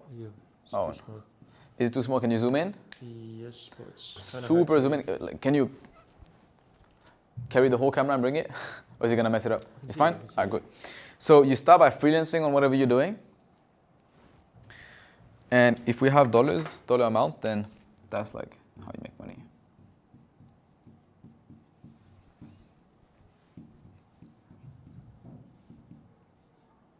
Unlimited money. So freelancing is just, hey, I provide sales services. Anyone want to pay me? I'll pay by the hour, pay by the whatever. Give me some money, please. I just want to do sales. Right? You start freelancing. After you've been good at it, you say, hey, I've been freelancing at sales for a long time. I want to now start helping you guys grow. I want to join your business. Can I work for you? Can I get a full-time role? Can I become valuable in your company? You join a business, you make more money. Your employee/contractor. Here, for reference, you make like $1,000 a month, $2,000 a month, maximum 3K. I'm taking the average of what all freelancers make when they're doing it. 1 to 2K a month freelancing, 2 to 5K a month joining a business. Actually 5 to 15K a month doing consulting for businesses, and 15K plus a month and unlimited running your own business. Roughly, again, not a guarantee, not a promise, just average data I've seen by looking at freelancers, people who join a business, people who consult for people, and people who run their own business. That's rough data, right? So when you join, you start here and you work your way up. Please just say this live is recorded. Of course it's recorded, Habibi. Of course, come on, man. You really think I'm gonna do a whole 2-hour presentation and then just like delete it? Come on, man. Someone's asking, Astranox is asking how to keep yourself motivated to work on this skill when you're seeing no results. Yep. And that takes us to point number 4. I should be Mr. Transition. This is so sick. Here is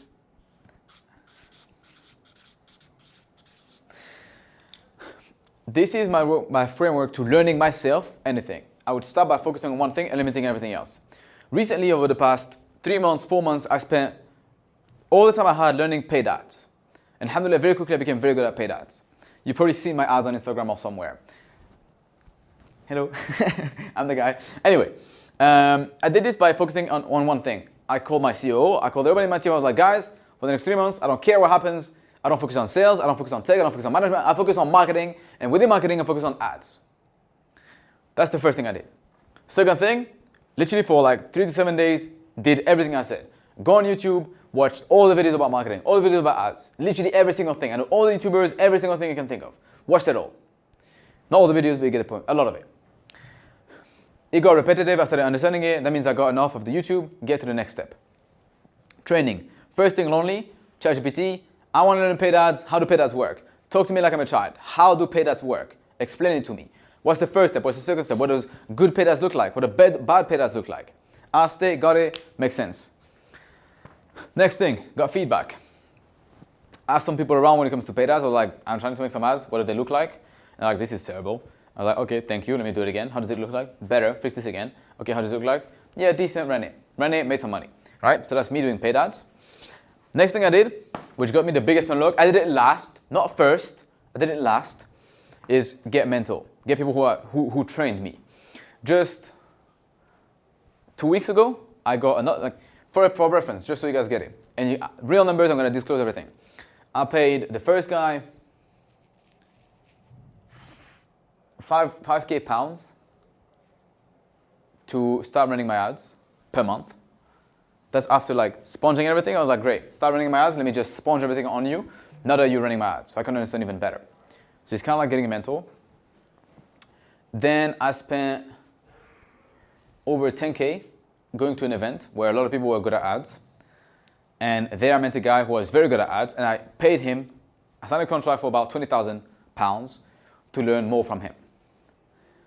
And now, alhamdulillah, got me to about, I started running ads in July, August, to now becoming, alhamdulillah, I would say probably like top 3% at running ads. Does that make sense? So this is the roadmap I follow. And the reason why I said mentor, and I tied that point with somebody who is struggling with accountability, is because the mentors gives you clarity, it gives you feedback, and the biggest thing, it gives you accountability. This is something you have to accept with yourself, that you're not a superhuman, and that if you want to learn something, it might be hard, it might be lazy, it might be difficult. You like having someone by your side holding your hand through it. And people, I'm sorry, won't do that for free. But good people could give you clarity, give you feedback, and accountability when it comes to learning something. Make sense? Very good.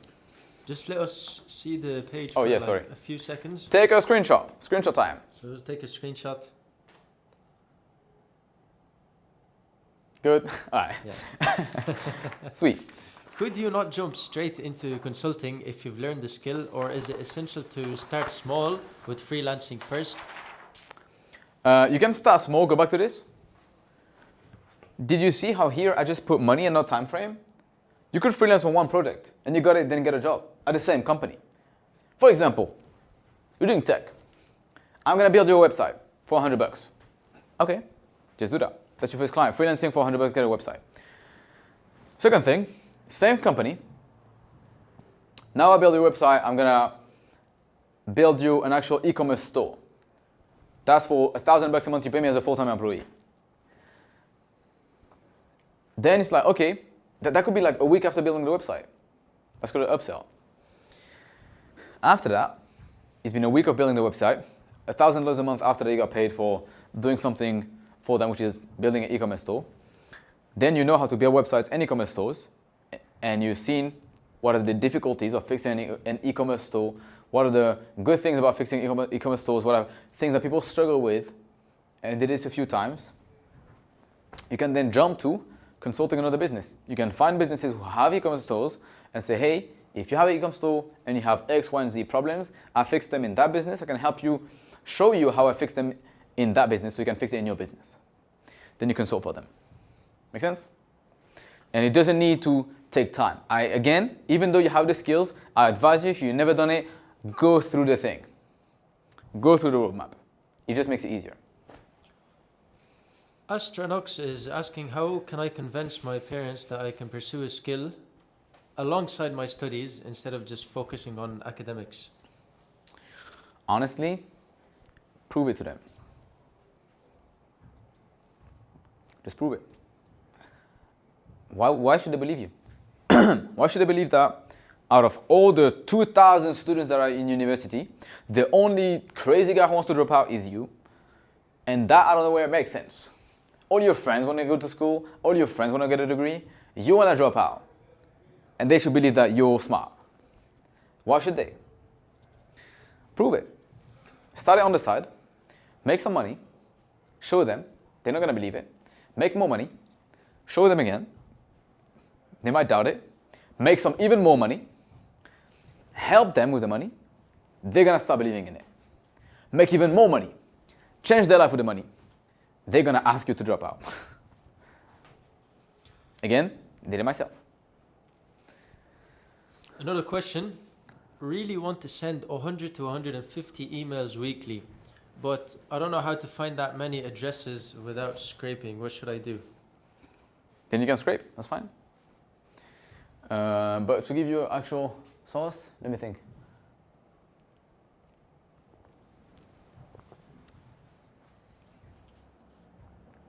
You can buy lead lists online.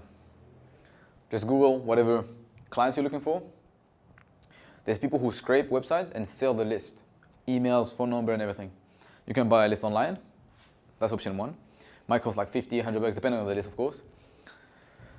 Now, your deliverability and the amount of responses you're gonna get are not that good, but at least it's cheap. Second thing, scrape it yourself. If you don't have time, third thing, hire someone to scrape it for you. Another question is, if an influencer puts music on his videos, should I only care about no music on the ad I got him? Just tell your influencers to not use music. I work with 100 plus influencers.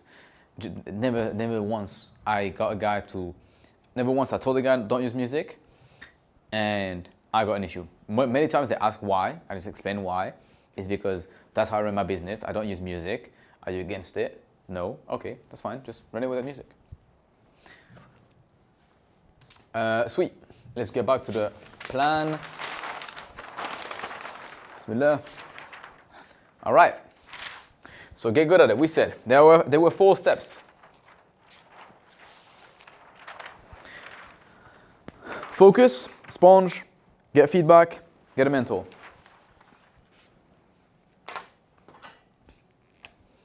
Focus on one thing.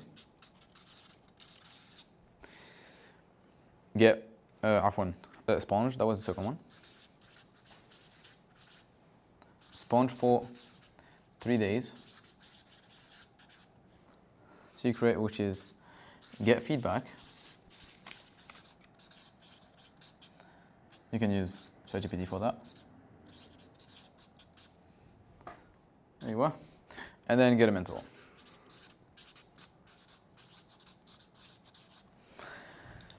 All right, so now you picked a skill that matches your personality. It's one of the 4 core skills that are in demand and that would forever be in demand, inshallah. They've been in demand for the past 10 years. They won't be in demand for the next 10 years. So you're safe if you make money with it. You become good at it by focusing on one thing. So you just focus on that skill, eliminate everything else. You find 2 hours a day, whatever it may be, to work on it. Then you sponge for 3 days, learn every single thing you can think of when it comes to that specific skill set. And then you get feedback on it. Make sense? Clear? You can use ChatGPT to get feedback. The small thing we said, prompt it, ask it to ask you 10 questions, to challenge you. You answer the 10 questions, it'll tell you if you're good or bad, and that's it. Lovely and sweet. Now, third part, how do you make money from it? Let's go to 3 business days again where we're gonna try and erase the whiteboard. Let me do it. Huh? You got it? Yeah, I got it. Okay. Somebody said, I asked so many questions, but I didn't get answers. How come my questions? Please give me one question. Yeah, please ask your question again. I'll answer it right now. Idris Ahmed. What's the reason you started to learn about business and do all this? I think I'm just crazy, if I'm honest. This is being really real with you. I think I'm just a crazy guy.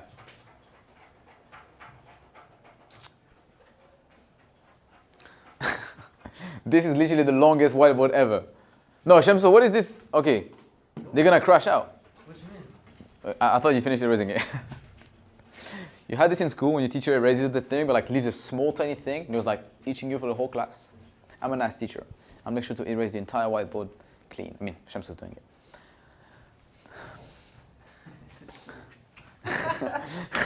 Feedback for next time. Get a better whiteboard. Can you make halal money online? Can women make halal money online too? Maybe with IMA since it's 100% from home. All these kind of things can be done 100% from home. Actually, if you're a woman, don't do sales and management. Don't do the extrovert things because they involve speaking with others, and it's better when you have your camera on and when you're speaking with people. And if you're a sister, don't do that. Stay at home and cover yourself. You can stay behind the scenes, which is what I mentioned too with the behind the scenes skills. So you can focus on the marketing and tech.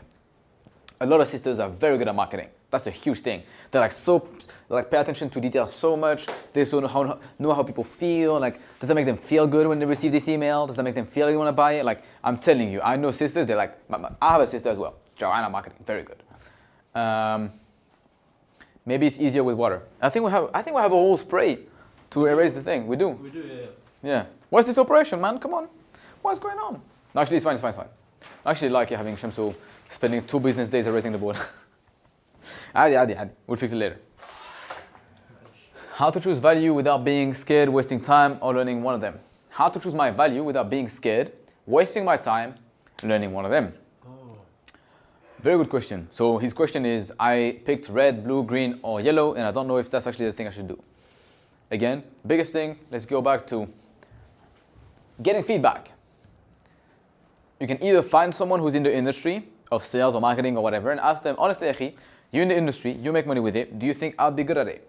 And they can tell you yes or no depending on who you are and why. That's the first thing. If you don't know anyone, back to basics. ChatGPT is free. Go on ChatGPT, hey, ask me 20 questions that'll help me see if I'm actually good at sales or could potentially be good at sales. Be honest, don't be biased. Send it. Answer the questions, it'll tell you. Let's make an automatic erasable whiteboard. These guys are so jama'an. How do I give value to the brand, bringing them the most ideal influencers, and to be able to think so that they can actually think, oh, this is the guy to go to? Yep. You need to be very good at finding influencers and very good at finding the right influencers. So you find the brand, you need to match them with the best influencer. You need to look at the audience of the influencer specifically and say, does that audience match exactly that product? Would they buy it? And if yes, how should we speak about the product so that the audience wants to buy it? If you do that, you're going to be fine. Do you study? Oh, sorry. No, go ahead. I'm just reading a question. Go ahead. Yeah. Someone's asking, Amjad Khan is asking, do you personally study Islamic finance? If so, how has it influenced your decisions and work? I actually do. Maybe you could tie that into Ihsan. Yeah, very good point actually. Afwan. The fries would be for later. I thought I was going to be sneaky. I picked up a fry, I wanted to eat it, but you guys have some questions, so I'll answer it first. The fry will wait. Yes, I do study not Islamic finances, but I study the rules of business with the Sharia and specifically how the Prophet ﷺ and the Sahaba were doing business. And one of the biggest takeaways I had from it is that they would always deal with ihsan, which means they would always deal knowing that Allah Azza wa Jal is watching them, and they would be mindful of every single thing they're doing.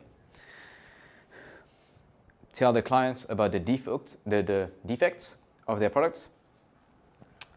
Be honest in transactions, not have hidden fees or something that's weird or a clause that's not disclosed. Make sure you care about your clients when delivering a service. Make sure you're selling the right people, not the wrong people, which means when you're selling someone, you believe they actually need your product and they will actually benefit from it, and all these different things. Basically, in simple terms, doing business with ihsan. So yes, alhamdulillah, I learned about it and I'm still learning about it, and it helps me tremendously in my business. It helps me feel better doing business, and it helps me grow as a businessman to a point where now, literally in my company, I have a training that's made of probably 10, 20 modules or 10, 20 chapters, whatever lessons you want to call that. 20 lessons that's literally called ihsan. And every person that we hire has to go through it. And it's called literally how to work at our company with ihsan. You have to go through it before you start working. So yeah, it does help. Make sense? All right. Last chapter. Chapter 3. How to make money from my...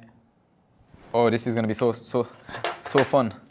From my skill. I'm going to write skill in different colors. This is so fun. Am I just a big child? Yes. I don't think I should be allowed to make streams, man. I'm actually cooked. There's 4 colors and 5 letters in skills. Oh, shoot.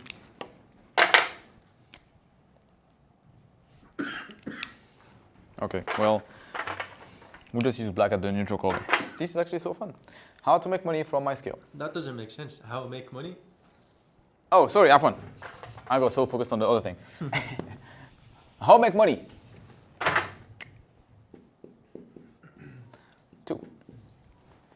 We'll focus on three things here. First one is you need to find clients.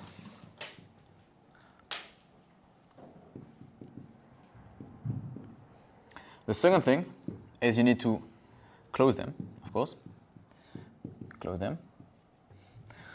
The third one and the fourth one are going to be disclosed later to keep your attention. Haha.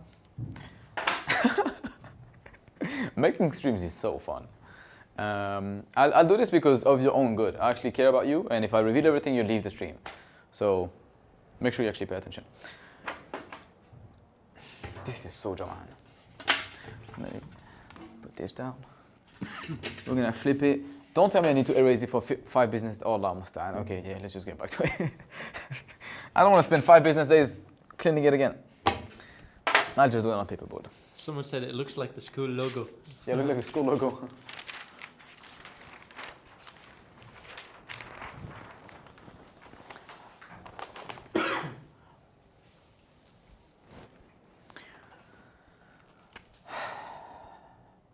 Number 1, where to find clients.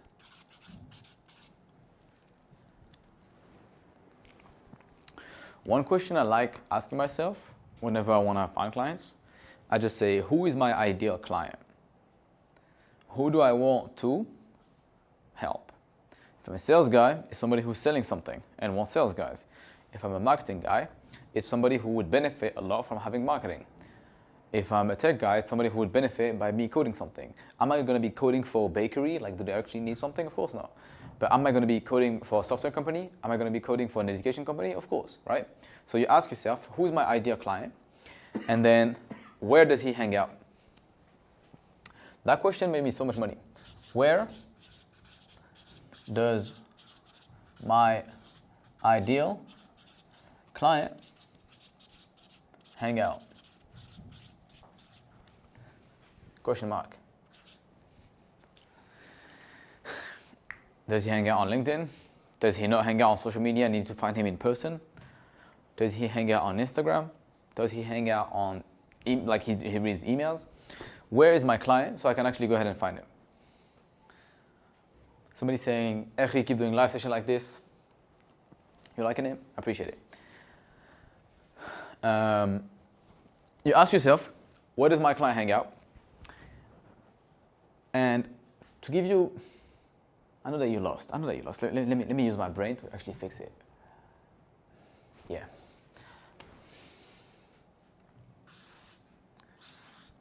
Online, offline,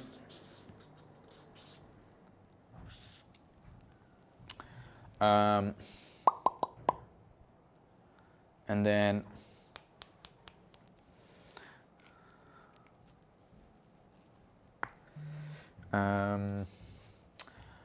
that's actually interesting. Let me think for a second, because somebody's going to be asking, where can I find my ICP? Where can I find my clients? You ask yourself if they hang out online, offline, and then you ask yourself if they're hanging out online. Should I?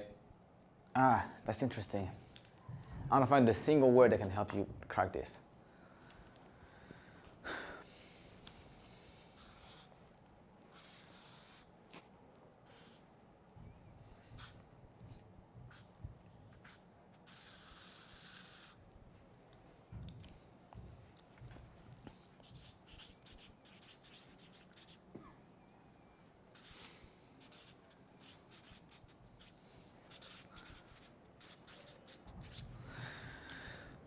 This simple framework will help you know where does your client hang out. So if you're a sales guy and you want to be doing online sales, you ask yourself, where does my ideal client hang out? He will probably be online, right?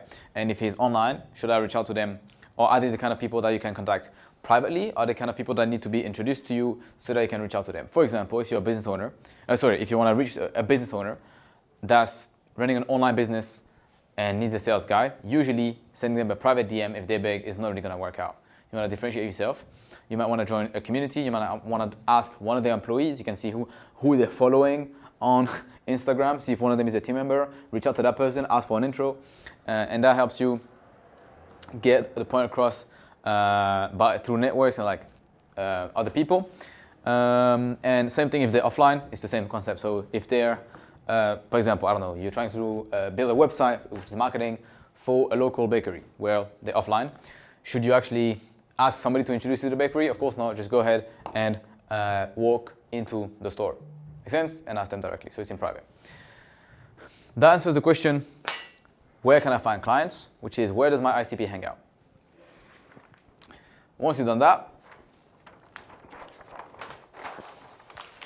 you send them an email, you call them, you send them a video that explains what you're gonna do for them, you ask somebody else to make a group chat, to make an introduction, whatever that may be, right? Once you start the touch point, that's where the sale starts. That's where you start closing them, which is part 2.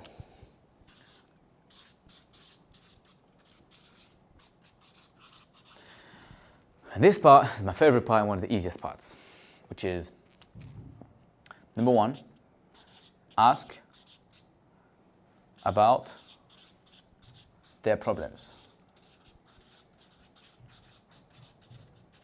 Part 0 is make a good impression and make them like you.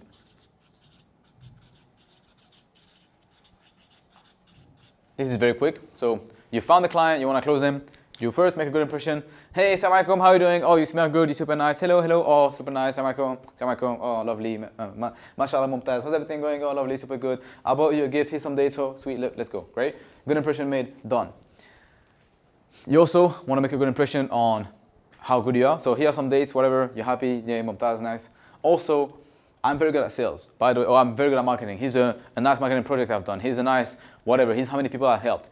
Again, example of me starting this live stream. I started live stream by saying, I helped all these people make money. I actually made money myself. This is social proof. This is so that you can trust me, right? That's what you start doing, step 0. Next thing you do is you ask about their problems.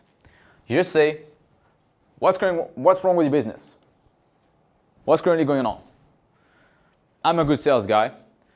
What could I do using my sales skills to help you in your business? What could I do? What problems can I solve as a great sales guy in your business? They'll give you their problems. Biggest mistake people would do is trying to jump straight to solving it. Big mistake. Second thing you do is, Can I ask you a quick question? sure. You said make a great impression. Hello, how are you? Here's some dates. How do you do that online? Oh, simple. You compliment on something that they actually did. Everybody loves compliments on achievements. So you look up what they did, whatever they achieved in their life, make it personalized for them, and you compliment them on it with something that's specific. So if this company achieved whatever, they became number 1 in whatever industry. Hey guys, looked you up so that you're actually the big G in the game. Congrats for that, you're big man. I have big man like you. That's me doing a good impression and showing them I'm actually good. And how, just another question as well popped into my head. Mm-hmm. How do you ask about their problems without seeming a bit too pushy or weird? It's like, Yep. What's your problem? Yep, very good question.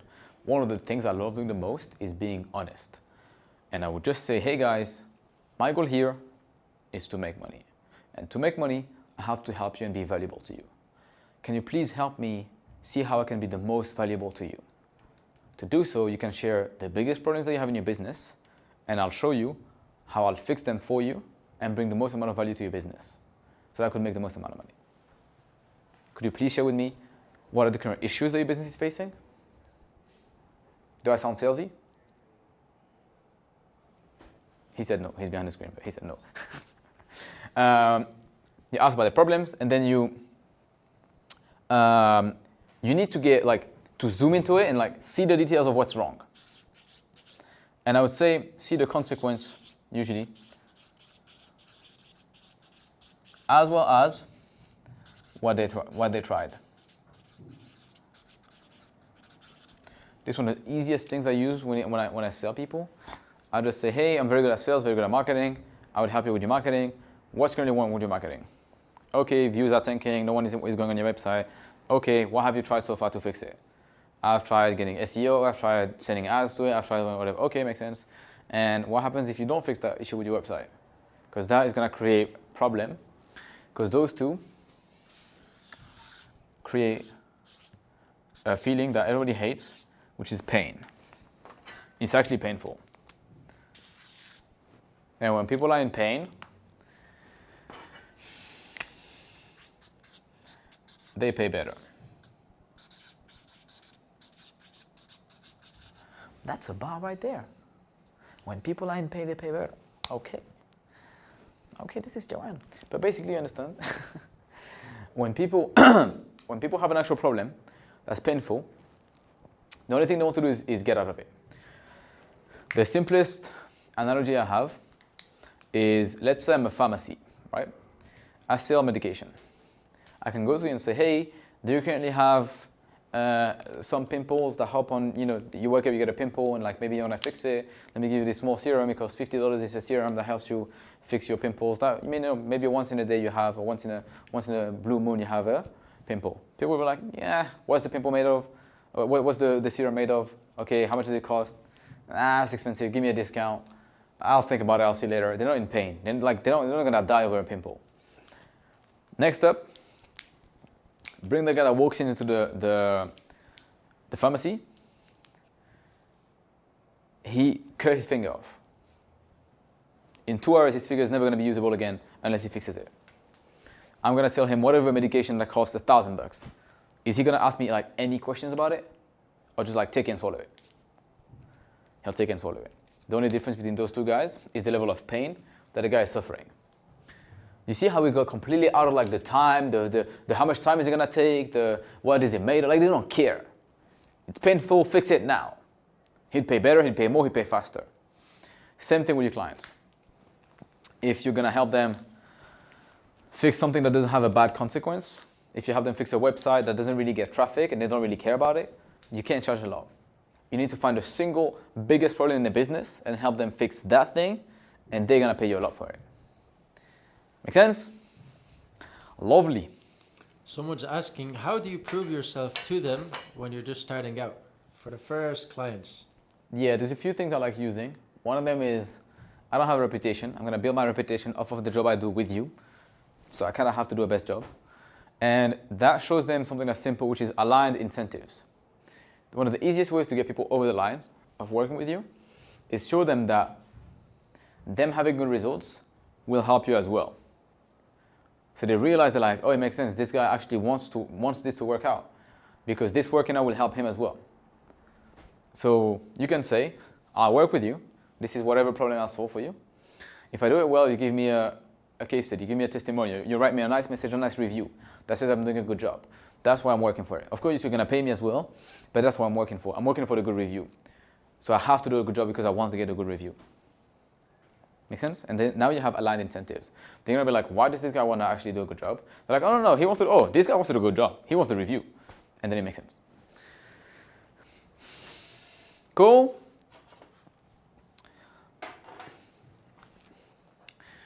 So, closing them, like we said, you start by making a good impression, making them like you, ask about their problems, see the consequence and what they tried about fixing it. That creates pain. They want to start paying. And after that, you make the offer.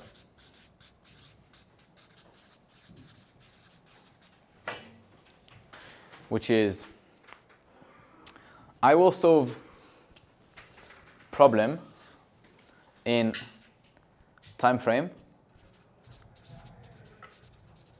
Actually, let me write it down here. Make the offer here. Solve, insert, painful problem in time frame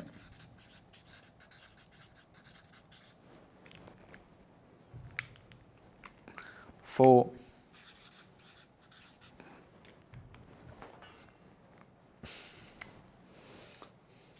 value.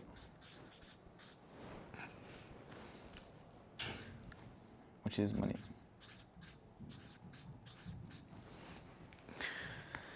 Make sense? You make the offer after understanding what the biggest problem is. It's very painful. You say, I will solve your painful problem in X amount of time for this amount of money. And the thing you can keep negotiating back and forth is not the price, unless you actually want to change the other ones. Let me break this down for a second. If you guys are negotiating and you don't know how to negotiate, you just change the price, you don't have any leverage when you're negotiating. If you want to be able to negotiate well and keep your prices high so that you can make more money and be more valuable, you want to be able to change the variables that make the price. How painful is the problem, times how quickly I can fix it and how well I can fix it, will dictate the price. If I can help fix your finger that's very, very broken, very quickly, I'm going to charge you a lot of money. If I can fix your finger that's very broken, but it's going to take a long time, you're going to pay way less. For example, fix your finger very quick, I charge you $500. But like literally doing surgery and everything right now. Can't afford surgery? I'm not going to do surgery for $100. I'm not going to do that. Surgery costs $500. But I'll give you a cast. It's going to take 6 months to fix. That's $100. And then he's picking between value. What's more valuable? $500 or broken finger for 6 months? Then he makes the shot and pays $500. Or if the issue is not the time frame, or you can't change the time frame, then you work on the problem. I'll fix like half your finger. You're still gonna stay broken, but at least it won't hurt anymore. And I'll do it now. That'll be like $200. They're like, bro, it's good that it doesn't hurt anymore, but it's still broken. It's like, yeah, okay, then I'll fix it now and it won't hurt anymore, but it's $500. Again, comparing value. You see how it removes the argument of like getting a discount or any of that, because I'm changing the variables. I'm not changing what I'm selling. I'm not saying, okay, I'll fix your finger now for $500. Then you say 300. I say, okay, what does that sound like? Like I tried scamming you for $200 extra. Whereas, I'll fix your finger now. It won't hurt anymore. It will be fixed for $500. Or I'll just give you some injection that stops the pain, but it's still very broken, and that's $300. They have to pick between what's more valuable, $500 or broken finger. Same thing for the company. Make sense? Lovely. Yeah, that was a good analogy, Allah Mubarak. Allah yabarak feek. So now that you made the offer and you close them, I don't need to add the part where you negotiate, you got it, you understand it. I can add it actually, so that you can take a nice screenshot and not forget any steps. Negotiate. And clarify questions. This is very simple, like it's normal that people are going to ask questions, they want to negotiate. Same thing with a broken finger. They might be like, okay, I'll pay $500, but is my finger going to fully recover? Am I going to have like lifetime damage? No, it's going to fully recover. Makes sense, $500. Oh, okay, it's going to fully recover. Am I going to be able to play basketball after that? Yes, you're going to be able to play basketball. Okay, $500. What if I actually break it again? Is it going to be easier to break? No, because we'll make sure we fix the bone perfectly. Makes sense, great, $500. Right, you clarify the questions, this is normal. Don't get angry. People just ask questions before being able to buy. That's fine. Make sense? Great. Negotiate, clarify questions, and then collect the cash. This is the part I love the most. I don't know why. I kind of know why. Collect cash.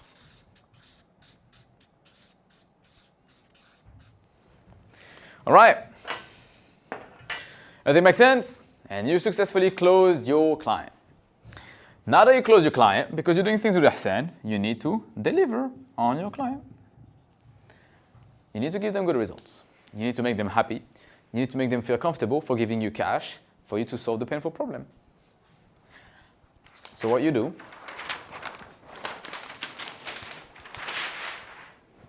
is, Sheikh, before you go ahead, yep, can we get a quick summary sure, of what we've done so far? Everything so far? Yeah, all just right. a quick summary. All right, sure. You guys ready? Full summary of what we've done so far. I'm going to make it quick, but make sure I rearrange your brain. Proper montaz. Opa.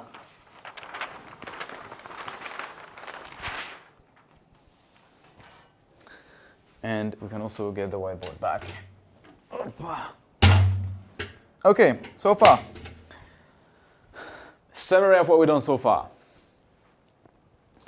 We helped you pick and start a one-person business by picking if you're an introvert or an extrovert and seeing if you're under 30 or over 30 so that you know what personality you have and what's the highest level skill they can learn in order to make money with it. You're either blue and you should do marketing, you're either red and you should do sales, you're either green and you should do tech, or you're yellow and you should do operational management. From that, you picked your personality and you have one skill that's in demand. The second thing is you need to get good at it. To do so, to get good at it, as sales, marketing, tech, or management, you want to focus on one thing, which is eliminate all the distractions. Buy as much more time as you can, so sleep less, spend less time on the things that don't really matter long term, and get back your time and focus on that thing. Once you've done that, you spawn for 3 days every single thing you can about that specific topic. You look all the videos on YouTube, you watch all the blog posts by searching sales top 10 tips, marketing top 10 tips, tech whatever top 10 tips, and you watch the blog post about it. It's going to help you understand more about it. From that, you get feedback. You go on ChatGPT. I want to learn more about tech. I want to learn more about marketing. Ask me 10 questions. I can see if I'm good at marketing or tech or whatever. Ask your question, send the answers, get roasted, get feedback, ask questions again, speak about it for a bit, and then you're going to become better at it because it's going to correct you. From that, if you can afford it, get a mentor. If you can, just keep going. And you want to start making money from it. To start making money from it, we just went over the first step, which is Allah Musta'an. I'm gonna break the Shamsu, next time find a taller whiteboard. Something that's even taller. Make it until the moon. Allah Musta'an. Unfold. No, fix that. It's okay. First step of getting clients, you need to find your clients. So you ask yourself, where does my ideal client hang out? For me to sell them sales, marketing, tech, or management services.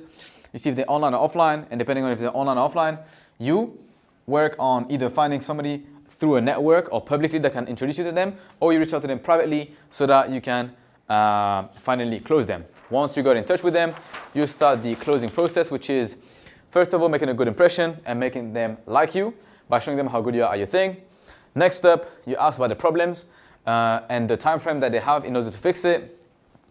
And you see the consequence and what they've tried so far to fix it and what happens if they don't fix it. From that, you get pain, and people who are in pain pay better. So you want to make the offer, which is, I will solve your painful problem in this time frame for this amount of money. If they're not ready to pay you yet, and you can't collect the cash, then you have to negotiate and clarify any questions they might have. You can change the problem they're going to solve. You can take a smaller problem for less money. Or you can take a bigger problem for more money, by the way. It works the other way. Or you can make it faster for more money or longer for less money.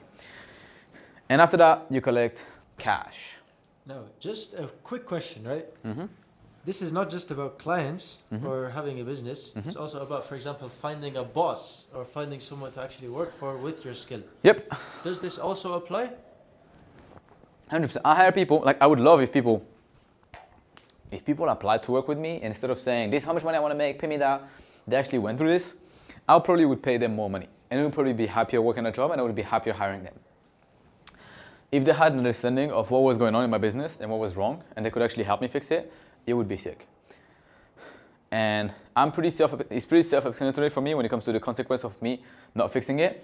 But I really like if they asked me what I tried before to fix it, and then they showed me why it didn't work and why they can help me fix it. Because then it makes them more valuable. And it will show also a bigger and more painful problem. From that, they can make a better offer and I'll pay them. Mumtaz.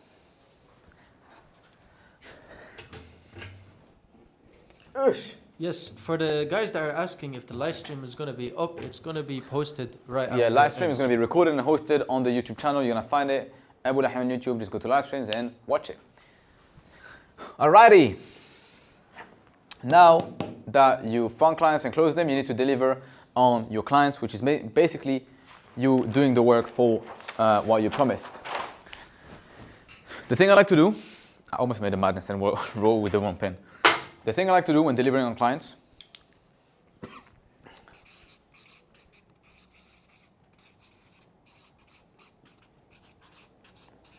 the first thing is set a common goal. That's the first step you do. You say, the biggest thing we're gonna both work on as me working in your business is fixing that thing. Not everything, not whatever, I'll help you.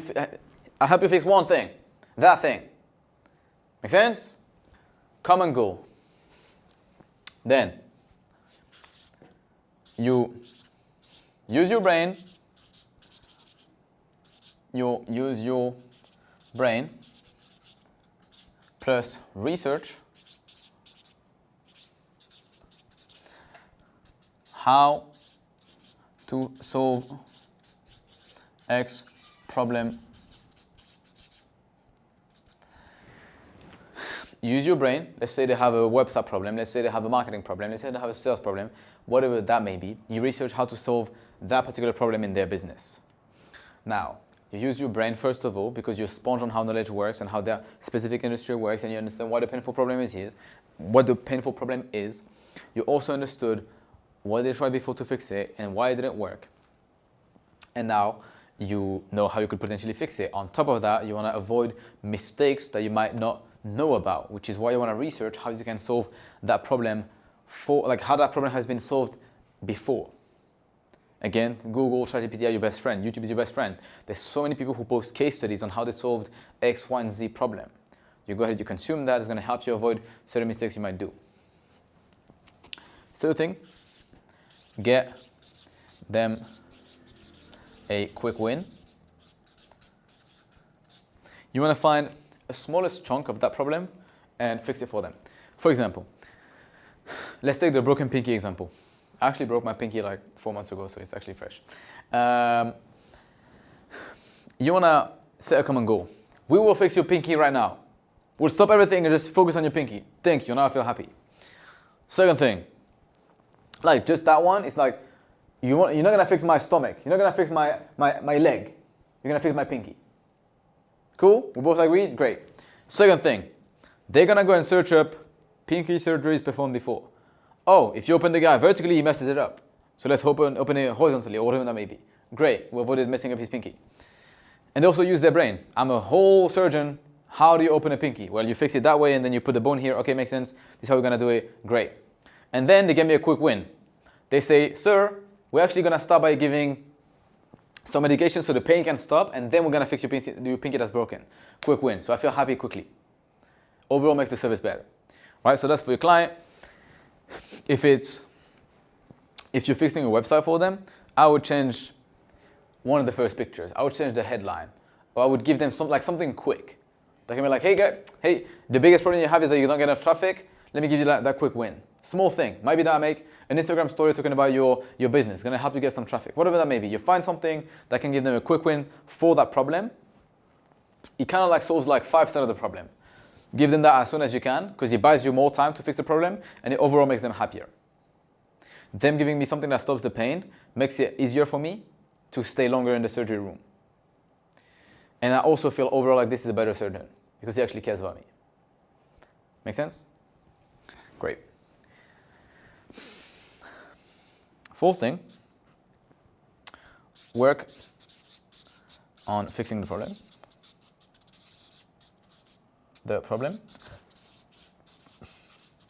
Big warning here, big thing to not make a mistake on.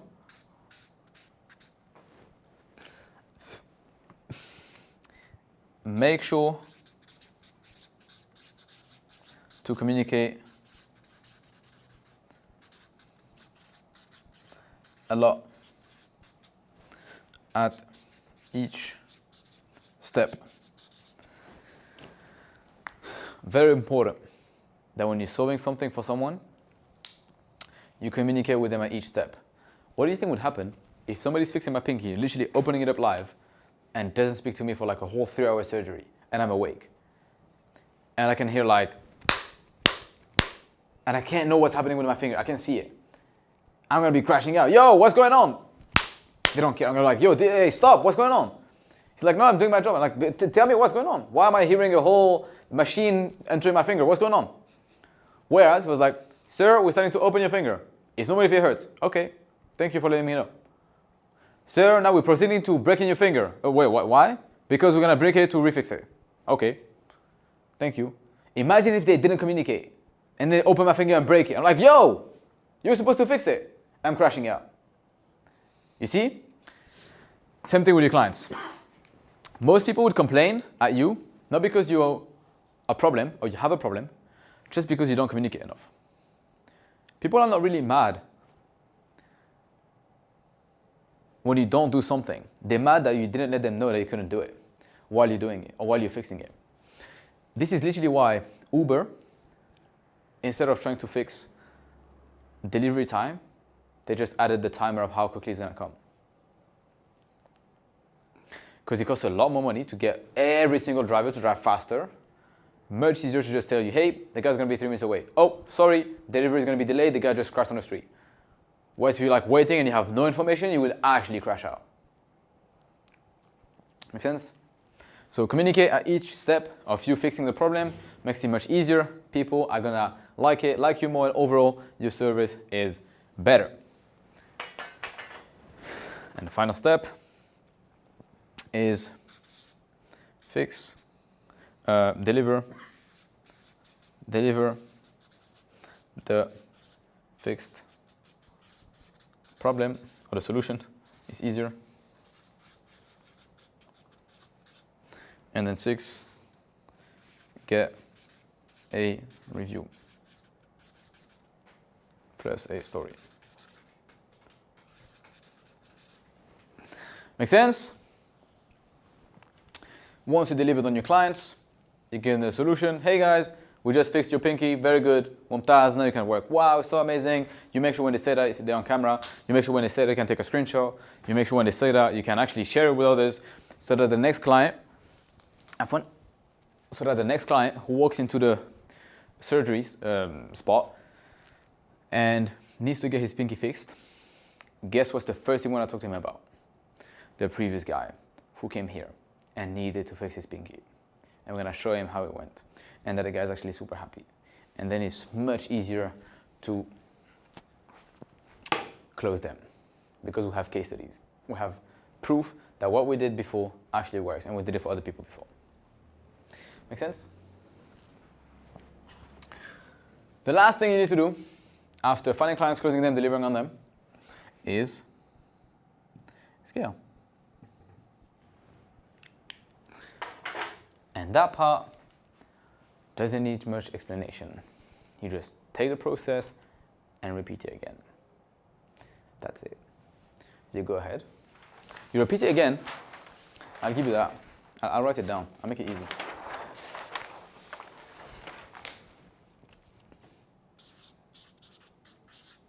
Scale is just repeat the process,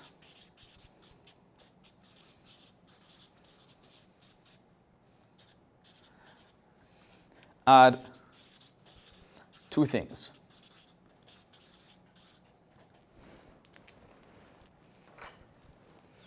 Number 1,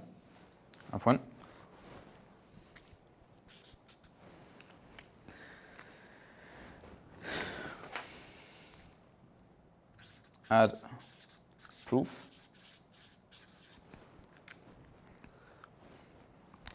Number 2, charge more.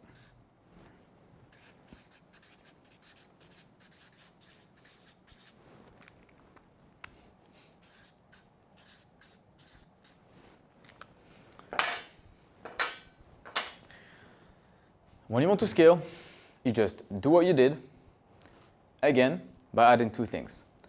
Adding proof and charging more. So you repeat closing,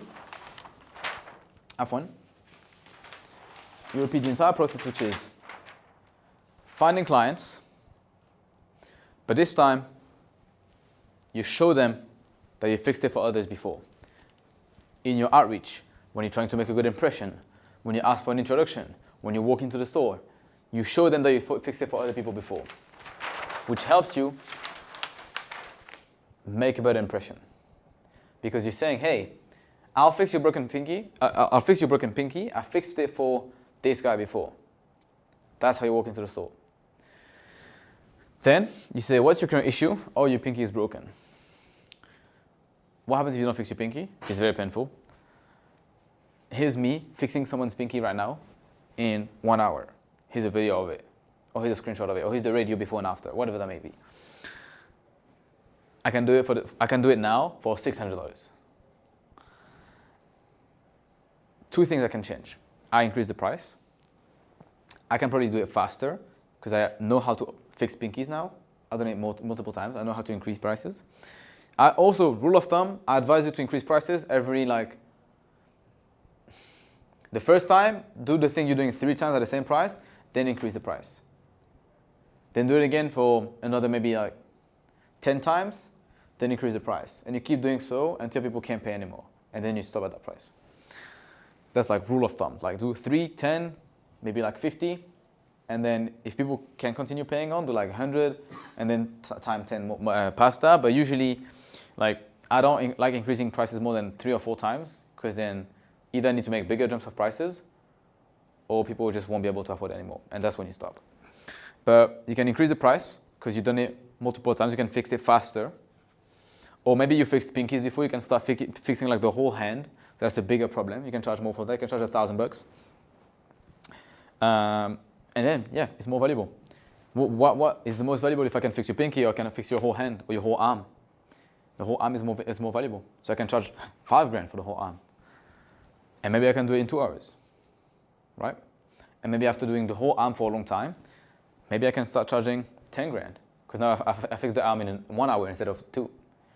And it's more safe to save it in 1 hour than 2, right? It has a better success rate. And that is, Ikhwa, your live masterclass on how to make money without starting a business.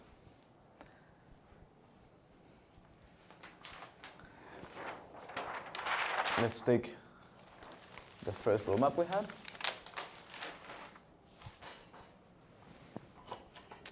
And now we know how to make money from it by finding client, closing them,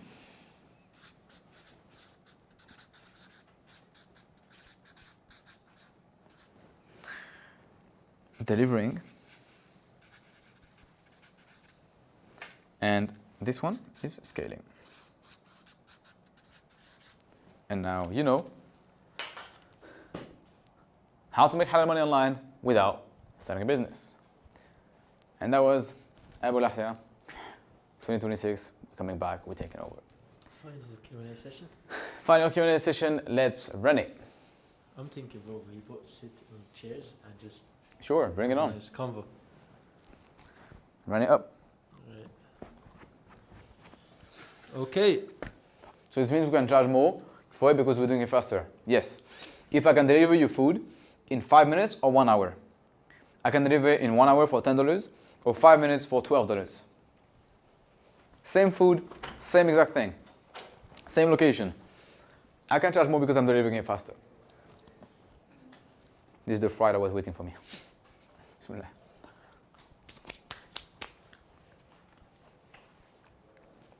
Oh. Actually, I think you can sit being the chat, and I can sit in front of the whiteboard. Sit, make sure you're not in front of the whiteboard so I can write on it. Okay. I mean, why would the client pay more for the same service? Because he can do it faster. If I can help you do something faster, I guarantee you people would pay more for it. People pay for fast delivery. It's the same service. I take one thing, I'll deliver it to you. It's just faster. People pay for a plane instead of just driving everywhere. I guarantee you can get to most countries by just driving there. It just takes a ton of time. It's the same service. You're transporting somebody. You pay a lot more because it's a plane. This is faster.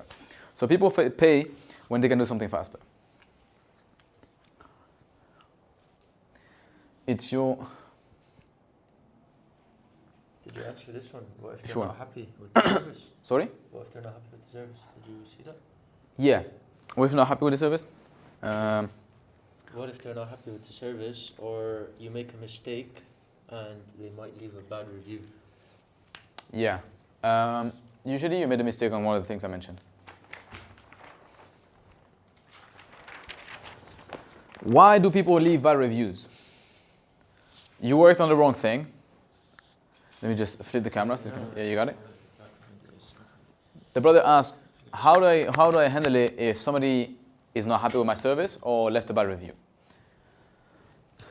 I would go to the questions and see where I messed up. Did you agree on the same goal? If not, then you worked on the wrong thing. If you agreed on the same goal, then did you actually find the right way of solving it? If not, then you did something wrong. You found the wrong way of solving it. You need to fix it, apologize for it, and fix it. If you agreed on the same goal, found a way to solve the problem that was correct, and they're still not happy, maybe you took too long, you should have given them a faster win first. If you found a common goal, you used your brain to know how to solve the problem, and you gave them a quick win, they were happy, you probably just didn't manage to fix the problem. And you probably didn't communicate with them early enough, so they just crashed out.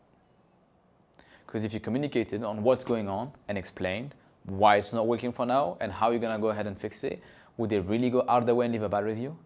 They probably would actually give you a good review, even if you didn't solve the problem, because they would see that you tried your best and that you did everything that was in your ability to make it work. And ultimately, you'll make it work.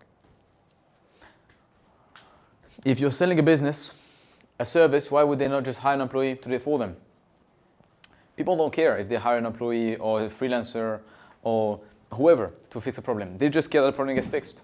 They don't care if they have to clap in a corner for them to get the problem fixed. It doesn't matter, as long as the thing gets fixed.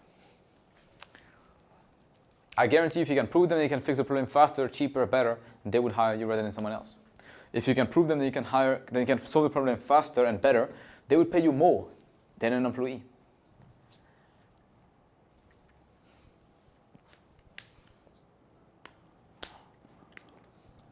Is it possible to suggest a better way of doing their business and pointing out a problem maybe they didn't think about? Like, for example, proposing to a brand, expand to new markets. Sure. But again, I would try and do something that's proven, because my goal is to make them happy.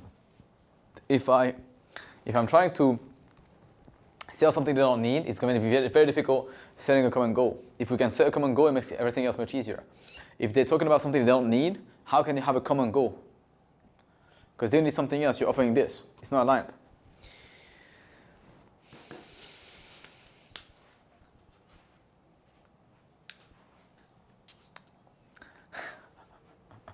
Amsal is so doan. He said, you lost over 30 minutes on whiteboards and flipping the pages. 30 minutes ago, you still had 70 viewers and have lost 20 viewers by now. I'll clean the whiteboard under 10 minutes and I'll save you viewers.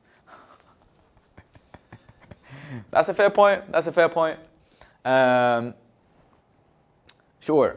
Now, what's very good actually is, see, clear display of problem, losing viewers. This is bad. Wasting time, losing viewers. So I'm like, fix it. I'll pay better. Whereas if it was, I would give you better pens. I would give you higher quality pens. Like, I don't really care. It's not really painful. Like, how much is it? Like $1 more? Sure. Now, if you want to charge like $50, I don't care.